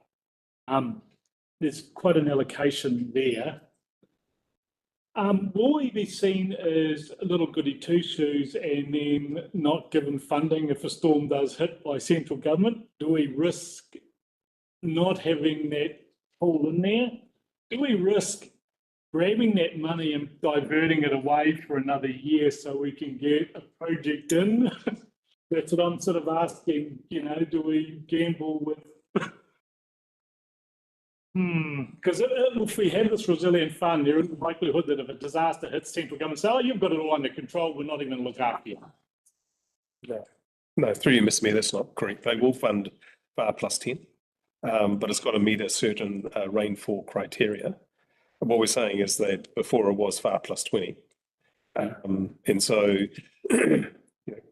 that's everything's up for discussion, Council. So will that resilience fund sit in a pool, or is it just a accrued accounting, Sue, or is it actual money in the bank? Yes, it'd be just like our reserves. Okay, so we could gamble with our fate and get one of these projects in and then fund it if we need to boost that up. There are pros and cons to everything. Yeah, I know. Just putting it out there, if you know what I mean. Okay, you look, I'm just going to take one more question and then we'll retire for the lunch, I think. And I'll tell you what, this is a very, it's an interesting, not interesting, but it's actually quite complex because there's so many pros and cons here that we've been tossing around. So, you know, I think we won't be making a decision today, but I think we need to give it plenty of thought and correspond with our council by email or whatever. Councillor Howard, one thing. Thank you, Mr. Mayor. And I think that the point there is that there's been a range of items discussed, and I think that the importance of the Kaihu Trail is acknowledged here. Who knows if it can be funded in this? I would ask one question for clarity, just going back to the point I made, that there is on option 1 for Wood Street, or minimum option, there is 2.64 million. And versus the 3.210 million allocated through option 1 up there through reserve funds and development contributions. So for when we get to talk about this, could we have a look at what, say, that extra 600,000 to say $1 million would do as far as the overall enhancement of Wood Street? And I think that the other point I'd make to that is that it was raised, how important is Wood Street?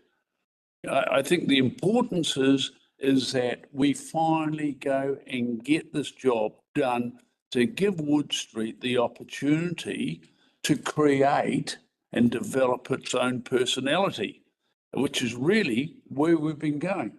Don't worry about Mangawhai Central. Mangawhai Central will have a certain place. It's the same as the village. The village will always have a place in the community. Wood Street will have its own identity, and that will be created through what we offer, what we provide as far as this development goes. And I think that we can't reduce focus on that.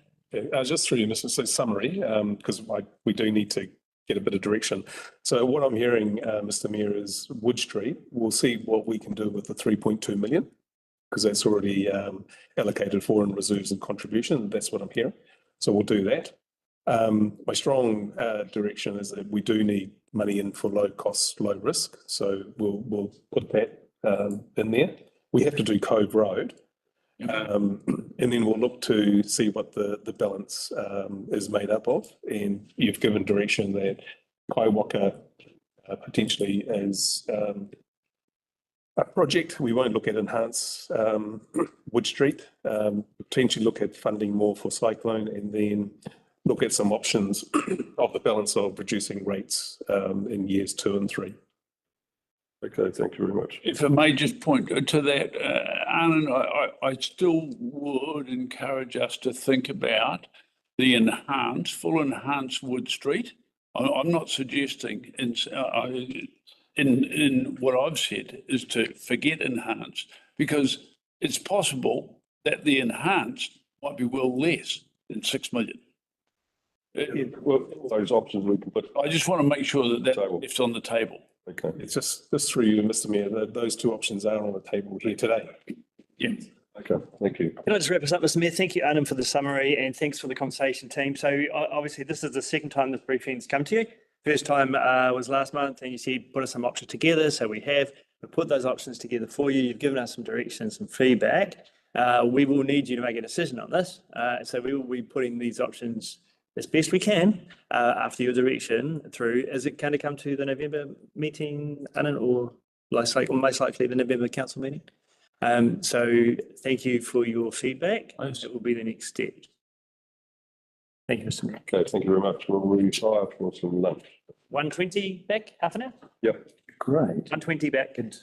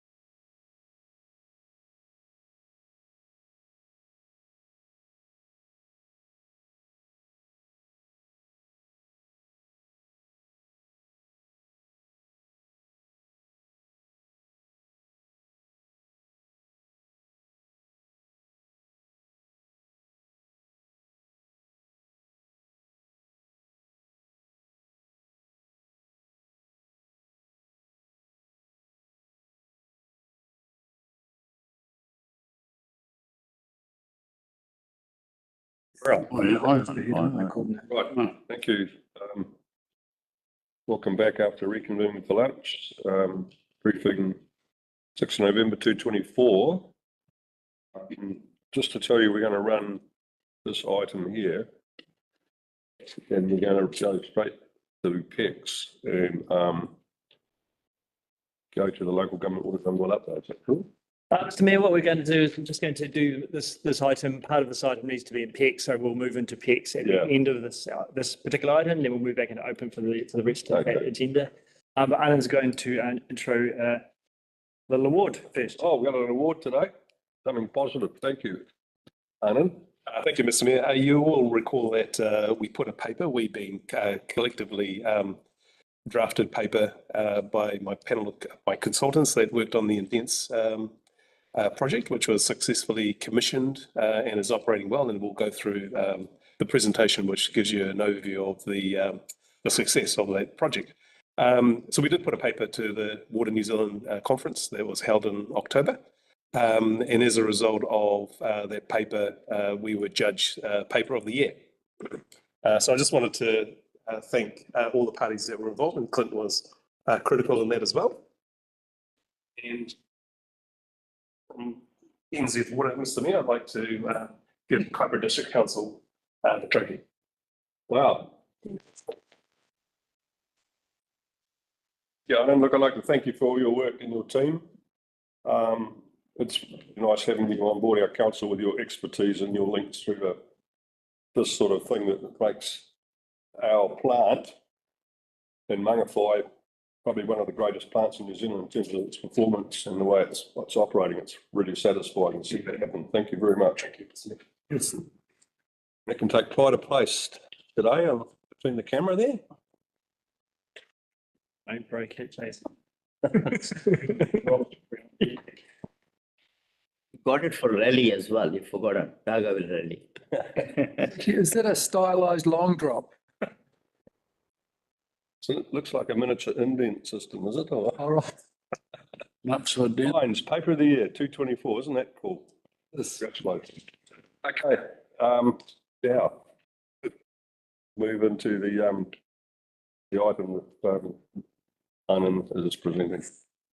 Thank you, Mr. Mayor. Just giving you an update today on the Mangawhai wastewater treatment plant performance. Obviously, we'll take you through the presentation of the NZ Water. The paper is attached to the agenda. And then we want to just talk about the next stage of upgrades and a brief conversation on Brown Road Farm irrigation. So, Mr. Mayor, you're aware that probably presented the Mangawhai wastewater scheme to elected members numerous times. We're sort of getting now down to the point where we're starting to implement projects from the program as a whole. So we're putting a bit of a wraparound in terms of an internal governance group to have some oversight as we now start to get into the CapEx spend.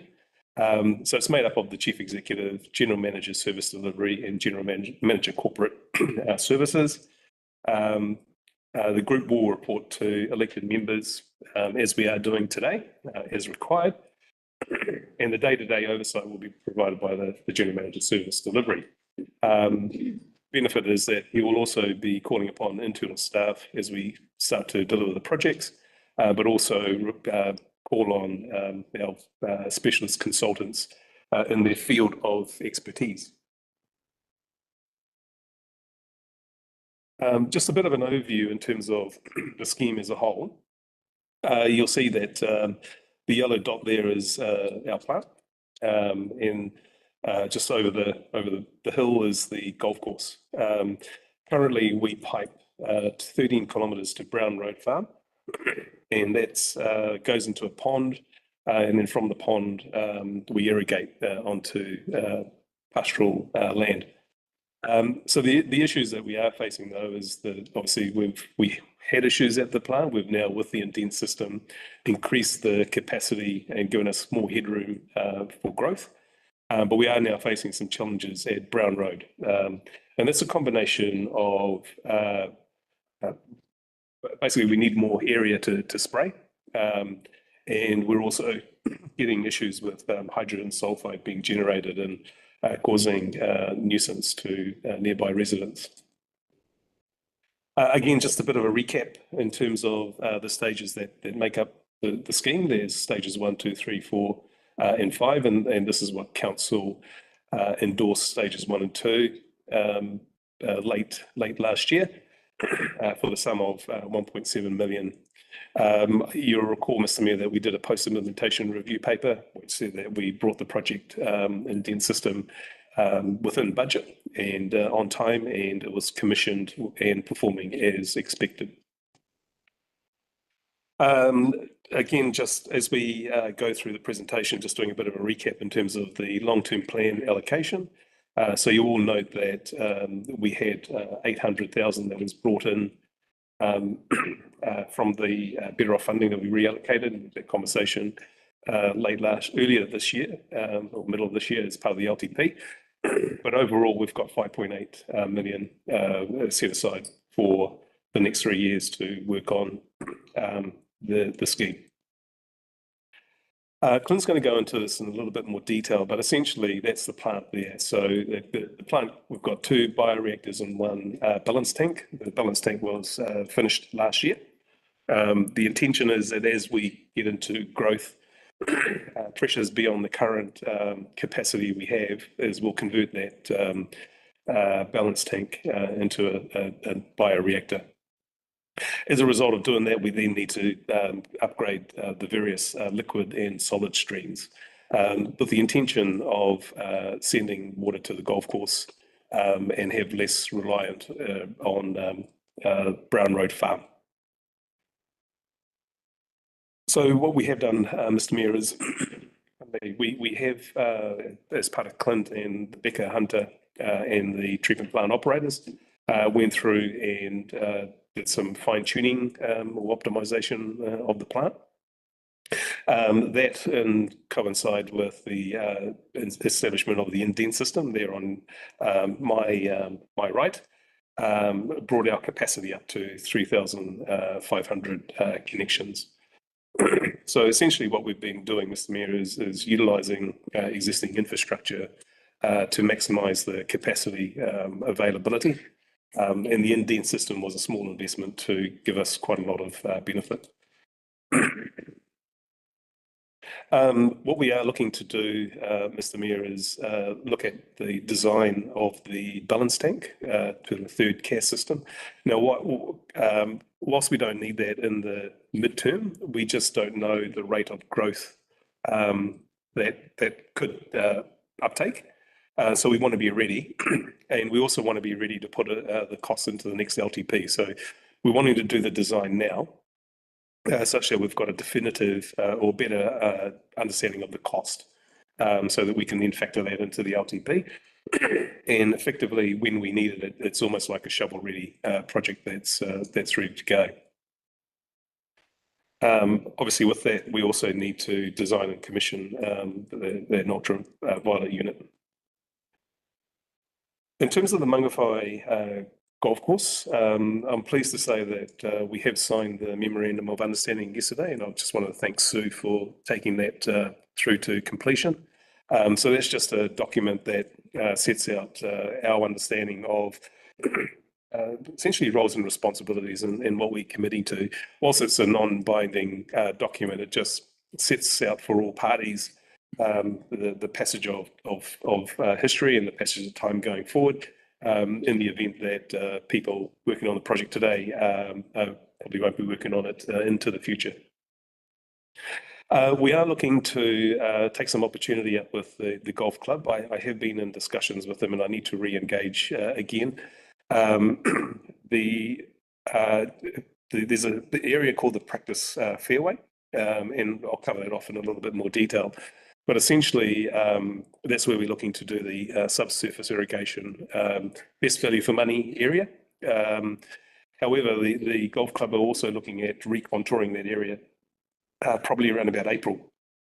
So what we want to do, Mr. Mayor, is use the opportunity to save some money and optimise the golf club work and our work by putting in the subsurface irrigation. Now, we'll bring back a separate paper detailing that process, along with a procurement plan that seeks approval of the next stages of the various designs. The other thing that we are doing is we are progressing the resource consent for the golf club irrigation. We do need a consent from the regional council. What we're doing at the moment is we're doing a stock take of what information we have in hand versus what information do we need to lodge a robust resource consent. So that work is underway and it should be completed soon. It's just being peer reviewed internally at the moment, and that'll give us a good indication in terms of what we need to do going forward, and also how long we think the resource consent application process, NRC processing the application will take. So here's our thinking at the moment, Mr. Mayor. The circle down on the bottom there, that's our treatment plant. And as I said to you, over the hill is the golf club. We've got BH01, that's the practice fairway. And the BH01, 2 and 3, the boreholes that we've put down. And we've also put down quite a few others around scattered around the various parts of the golf course. And that's one to understand how the soakage works, but also to understand where the sand is, what type of material. But also monitor the groundwater. We've got as part of a resource consent, we need to monitor the groundwater for the best part of a year. So where we're looking to work collaboratively with the golf course, first stage is the borehole 1, 2, 3 area. That's what we define as the practice fairway. That's just a bit more zoomed in detail. So they're looking to do their work, and as I said to you, I need to re-engage with the club, but it's around April, May of next year is when they want to start to do their work after they get through their peak season. So the long-term solution for us is to optimize as much of the golf course as we can, and starting on my left is the practice fairway I talked about. We've also done quite a bit of work on the 12th and 14th. Now, those were in the picture of the presentation, slide deck before, but that's also looking like a promising area for subsurface irrigation. But in addition to that, we're also looking to do spray, which is surface spray on the golf course. So we've got a number of options that are available to us. I guess what we have at our disposal right now is the practice fairway. We've done quite a bit of work, and it's looking promising in terms of how much treated effluent it can take. And subject to getting resource consent, it can be turned on fairly quickly. Brown Road Farm. So, as I said to you, we send out treated effluent 13 kilometres to Brown Road Farm. It goes into a pond. The effluent quality leaving the plant is of high quality. However, it does get contaminated with the pond and the ducts. We then spray. We've got a number of lockouts in terms of wind and rain. So there's an automatic lockout that happens of the system. We have had to reduce the spray zone purely because we felt that if we turned off some of the zones closer to the residential properties, we'll start to address the hydrogen sulfide. That in part has helped, but it's also created another problem in terms of taking away area for spray irrigation. What's happened over time, Mr. Mayor, is that the ground in the area of the farm has become heavily saturated with the treated effluent or the contaminated effluent. It hasn't had time to recover the ground, and we've also got cattle that we need to put on the farm to keep the grass down. So a combination of pugging and spray irrigation has meant that we've got hydrogen salt, we've got treated effluent, we've got effluent sitting on the top layers of the ground, which in itself presents a problem, and we think that's now the cause of the hydrogen sulfide that the residents are noticing and experiencing. We have got loggers out there, and some of the complaints do correlate with what our loggers do pick up. So as a result of that, Mr. Mayor, we commissioned a bit of work with Lowe Environmental. Hamish Lowe is an expert in irrigation and farm irrigation, but he's also a commissioner, so he knows the ins and outs of irrigation. He's given us some short-term actions that we can do, some medium-term actions, and then some longer-term actions. We are working on the shorter-term actions. One of the actions we'll be starting next week, hopefully, is removing some of the dirt where there are hollows. So making sure that we've got no points where the effluent is sitting, but we're also looking to cut slot drains to draw the water down and get it out so that the land gets time to recover and dry. And once we believe that once that happens, we'll be a long way down the path of solving our hydrogen sulfide problem. So got a contractor lined up next week to start their work. So the next steps, Mr. Mayor, is that we will develop a procurement plan. As I said to you, we'll set out what we need to do for the next stages. We'll likely cover off the subsurface irrigation installation that we want to do. Just want to make elected members aware that we will install the subsurface irrigation, but we can't turn it on or activate it. Two things need to happen. One, we need a resource consent for that activity. And secondly, we need to build a small pump station to pump it over the hill and connect it to the irrigation system. And we'll continue to update elected members on progress. Mr. Mayor, I was just wondering if we could just pause there and we'll go through the NZ Water slide and then we'll take questions, if that's all right. No question. We'll go through these slides and then we'll have questions.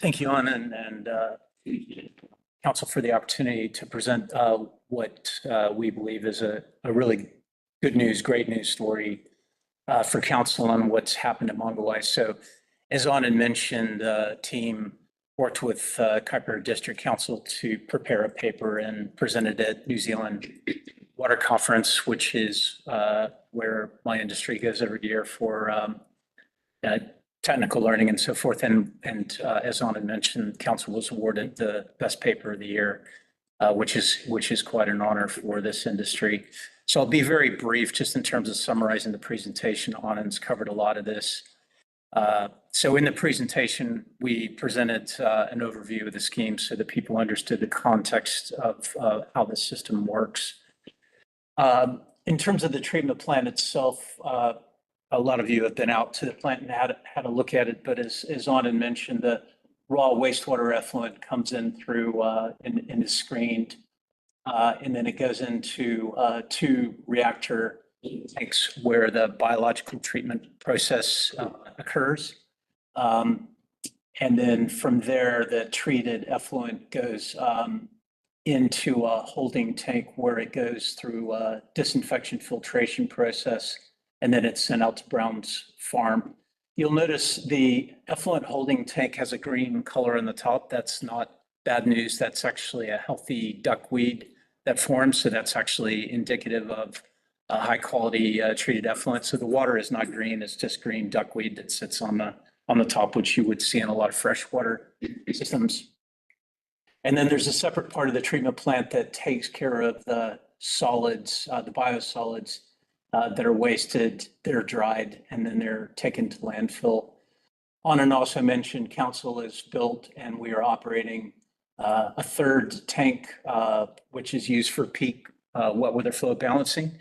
It was a very wise investment because that tank is essentially a triplet of the existing 2 reactor tanks. And so when my team reviewed an upgrade pathway, we realized it would be quite straightforward to convert that balance tank to a third reactor. And upon doing that, council would achieve about another 2,000 connection capacity on top of what we delivered with indents. So in the presentation, we talked about the fact that Kuiper is facing growth. And so in the treatment work that we've done, we've considered growth. It's also typical of New Zealand council that has peak holiday population. So the plant has to deal with not only the day-to-day residents that live here, but we get the upswing in population that happens around Christmas period. But all of that has been factored in the work and the analysis. So we talked about the problems. The plant was reaching capacity when we started this. The Browns Farm, as Anand has already mentioned, is next in line for capacity. There were some reliability issues with the plant and the potential need to go to a Class A effluent quality as far as sending effluent to the golf course. So this was quite a central slide that I think was the basis of the award, and that the council could have taken a traditional approach. And this is happening across New Zealand now, where councils are struggling with the treatment plants that they have. Some of the plants are not meeting consent, and yet they have growth. And quite often the easiest decision is to build a new plant. And that was an option for Kuiper, was to build a new treatment plant at Mangawhai. When we were commissioned to look at it, the team said, well, what can we do with the assets that are already there? And that's the other option that we developed. And that's the pathway that we're following now. So the step one in the pathway was to say, well, how can we optimize the treatment plant and make it perform better? So we can tick that box. As the mayor mentioned earlier, the Mangawhai treatment plant is now operating in best of class treatment plants in New Zealand in terms of parameters like nitrogen and phosphorus. Phosphorus is below 1, nitrogen is below 5. That is best in class for wastewater treatment in New Zealand. So the optimization work that we did really added a lot of benefit. And then we added indents, which took out that immediate capacity stress. We added about another 600 connection capacity. And then, as I've already mentioned, we've given a pathway to go the next step for upgrade, which is making use of an asset that you've already built. It's just turning it into a third reactor. So again, we've adopted this approach. We're well down the path of the approach. So we've already ticked those first 2 boxes on the right-hand side, where we've optimized the plant and we've boosted the capacity. So again, the optimization resulted in a plant that operates best in class. We made some comments to the audience when we presented about what were the issues and challenges that we faced. The really interesting part about the story is we work closely with Kuiper's operators to optimize the plant in a very collaborative manner, and the operators actually loved the process, which was great. And they're as excited about the outcome as the team was. There's a lot of information about effluent quality and data. We looked at how the plant was managing the solids. And then we did a lot of testing on the plant, which we presented to the audience. We determined what were the changes that we needed to make to the plant to optimize it. We made those changes, we monitored them, and that actually exceeded our expectations about how well it was going to work. I remember getting a phone call from the team when they looked at the data and said, "You're not going to believe what we're seeing." Initially, I thought it was bad news, but then no, they meant good news. And so it was very good news. So we've documented the outcome of the optimization. And then the next step was the idea of the indent system to give the plant an immediate capacity boost, given that stress. So as we've previously presented, and this is the part that quite frankly blew the audience away at NZ Water, is that we were able to use a technology that capital cost was less than $1 million to apply to existing treatment plant, which effectively acts as a turbocharger. And we implemented it, we turned it on. It worked even better than we thought it would. And council, for a very small capital investment in the world of wastewater treatment, was able to, as Anand mentioned, we probably have capacity for another 5 or so years of growth, depending on the pace of development. So the performance testing on the indent system, we're actually seeing even better data than that, because this snapshot only goes to July. But this is the key parameter, is how well the solids settle in the tank. When we started, the solids did not settle well. So a particular parameter we looked at, SVI, was sitting in the 250 to 300 range, and now we've got it down to less than 100. And this, it doesn't mean a lot to somebody that isn't a process engineer, but when the solids do not settle in a wastewater treatment plant very well, it greatly limits the capacity, because you do not want those solids to come out of the plant. If they come out of the plant, you'll fail your consent. This is happening to a lot of councils across New Zealand as we speak. I'm doing work for Wellington Water right now in the big Seaview plant, and HUD has this exact problem. So the key conclusions, and this is where I'll finish up. The big outcomes for us is that we actually exceeded our best case scenario on what we're able to achieve. We brought the project in under cost, under budget. We reduced the operating cost at the treatment plant in terms of the cost of energy to supply the air. That almost never happens in the world of wastewater treatment. Normally, everything increases operational costs. And we were able to deliver to the rate-paying customers of Kaipara Council a very cost-effective means of improving the performance of the plant, but also creating the headspace for additional growth and development. The last thing I'll say is my phone is ringing off the hook now from other councils saying, hey, we have the same problem. So good examples, Palmerston North, they're looking at a complete replacement of their treatment plant at over $600 million for a population of 90,000. And they're saying, do we actually need to replace the plant? So your piece of work here has resonated across New Zealand. Congratulations on the award, and thank you for creating a lot more work for my team. Thank you. Happy to take questions, Mr. Mayor. Okay, questions. Councillor Nah, followed by Vincent, followed by Lambert, followed by Howard. Yep, no doubt about it. And as I saw it and I see it again, it did wonders. So my questions are, one is a basic question related to Mangawhai. We have transient population. The amount or the quality or bad quality of wastewater coming into that plant cannot be compared to the waste which is generated in Auckland or maybe Palmerston North as well. That's the first question. So through you're coming to garbage in, garbage out. If you go to the first question, you want to answer that? We'll go to the first question. Yeah. So all I'm just clarifying the question is that the quality of waste or the extent of waste coming in Mangawhai wastewater plant cannot be compared or can be compared to other plants. Yeah. Can be, but there's no deterioration in the quality of the effluent leaving the treatment plant. What we do see is a more of a higher demand on the plant, because obviously we've got population that's the influx. But I'm not quite sure in terms of the quality of people coming in. The quality of people, the number of people coming in.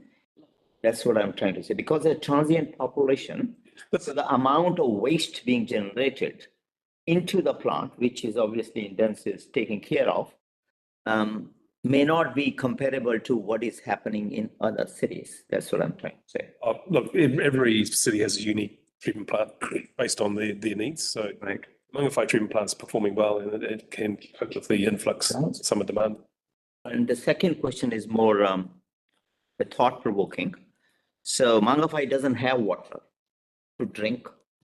Is there a possibility of looking into converting it rather than disposing it into drinkable water? Not in the short term, Councillor. But it's possible?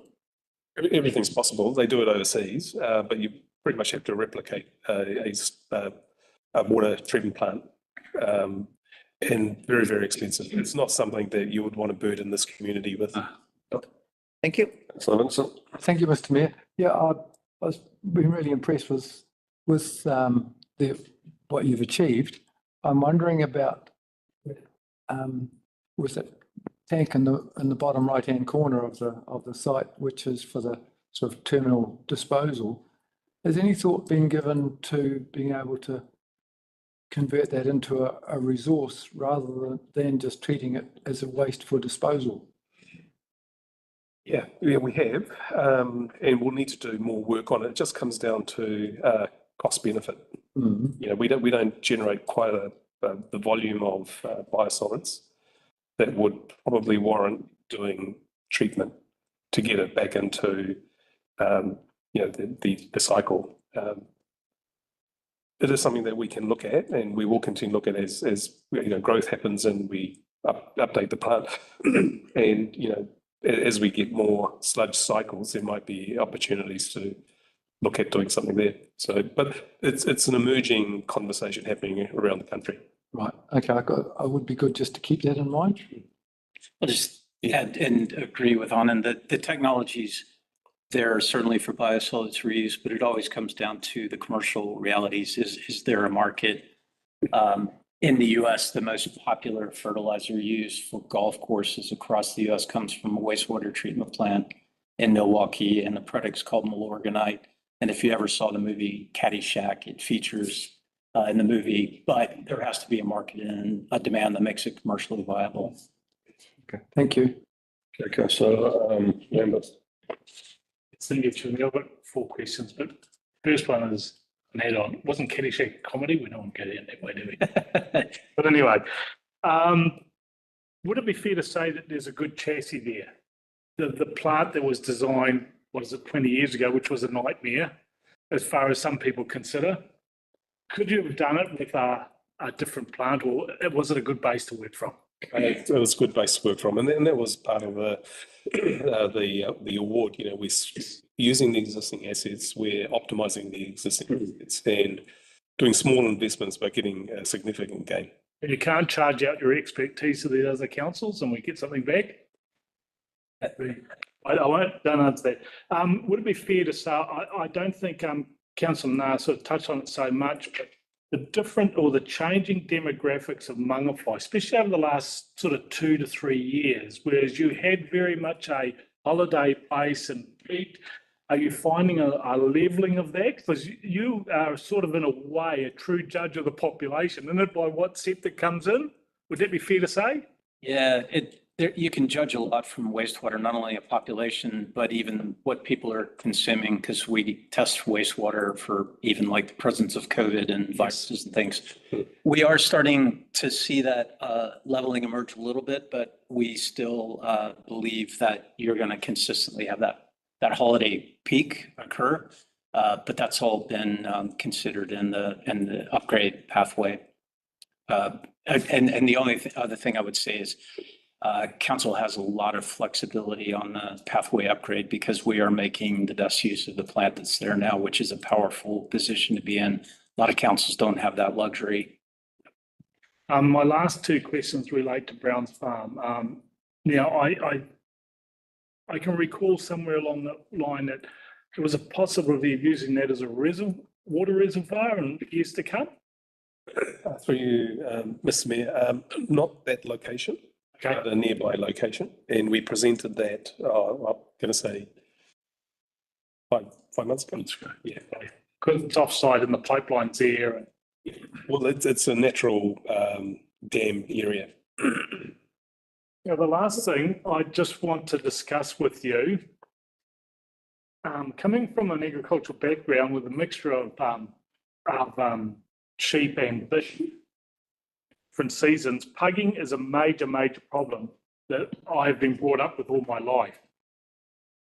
It is a common thing to happen, but what I'm frightened of, have you explored agricultural style remedies to your pugging rather than a real big engineering, as you've mentioned, with channeling of drains?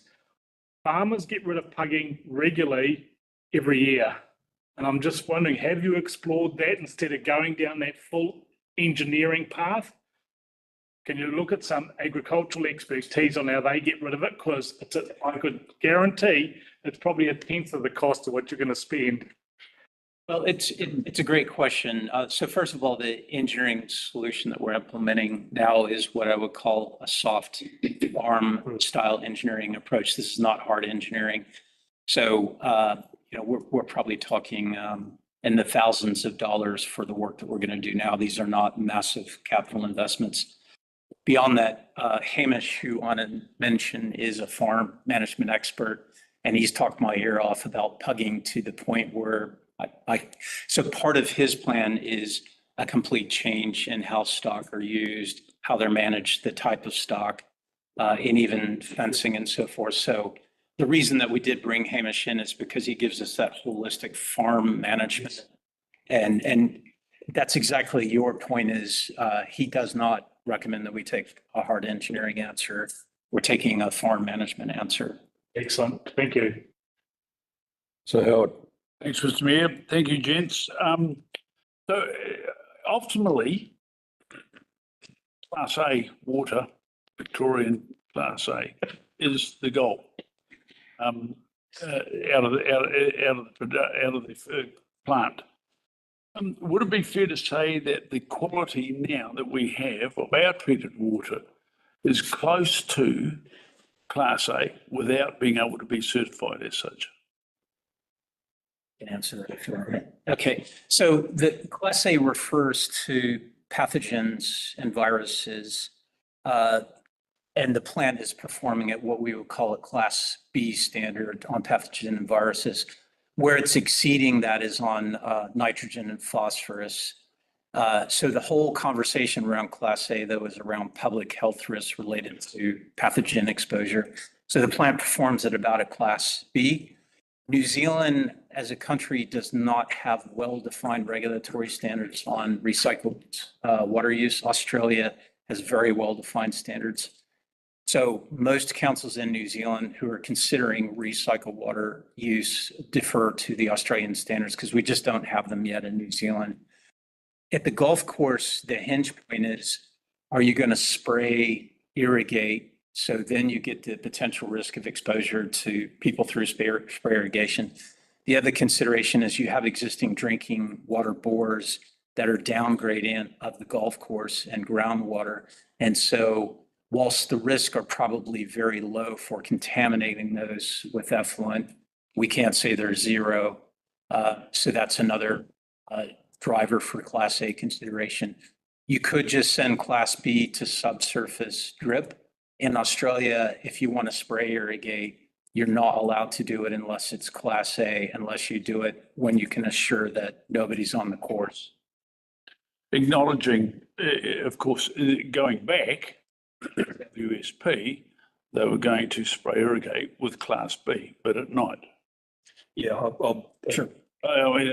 We're not moved on from there. We have. Okay, further questions? No, thank you. Could I just try one, Mr. Mayor? Sure. Oh, thank you. No, just forgive me if I have asked this before, but I think it is an issue, say, on the West Coast, where there can be a chemical reaction between the treated wastewater and the nature of the soil, so that it might appear to be sandy, but it can then, with a chemical reaction, form a pan, which then inhibits percolation downwards. Have you checked that out at all as a possibility with the golf course? I mean, the golf course is a really attractive option, as far as I can see, but. Yeah, we've started that process and we've got to do some further conductivity tests. So that's all part of the next stage. Just to add to that, part of the Class A production is we take the wastewater through what's called an ultrafiltration membrane. And that takes out the sort of fine micro particles that can eventually cause the plugging of sandy soils around the effect that you're talking about. So that process does help mitigate that risk tremendously. Thank you. Mr. Mayor, through you, so what we need to do is we just need to have a conversation in public excluded on this particular topic right now. So for those listening online, if there are any, we're just going to pause into public excluded on this topic. Then we're going to come back and move back to the open agenda. So that will just allow us to manage our resource right now. So we'll be back in minutes. 20? What will it take us? 10 minutes? We'll be back in 10 minutes, public. Thank you.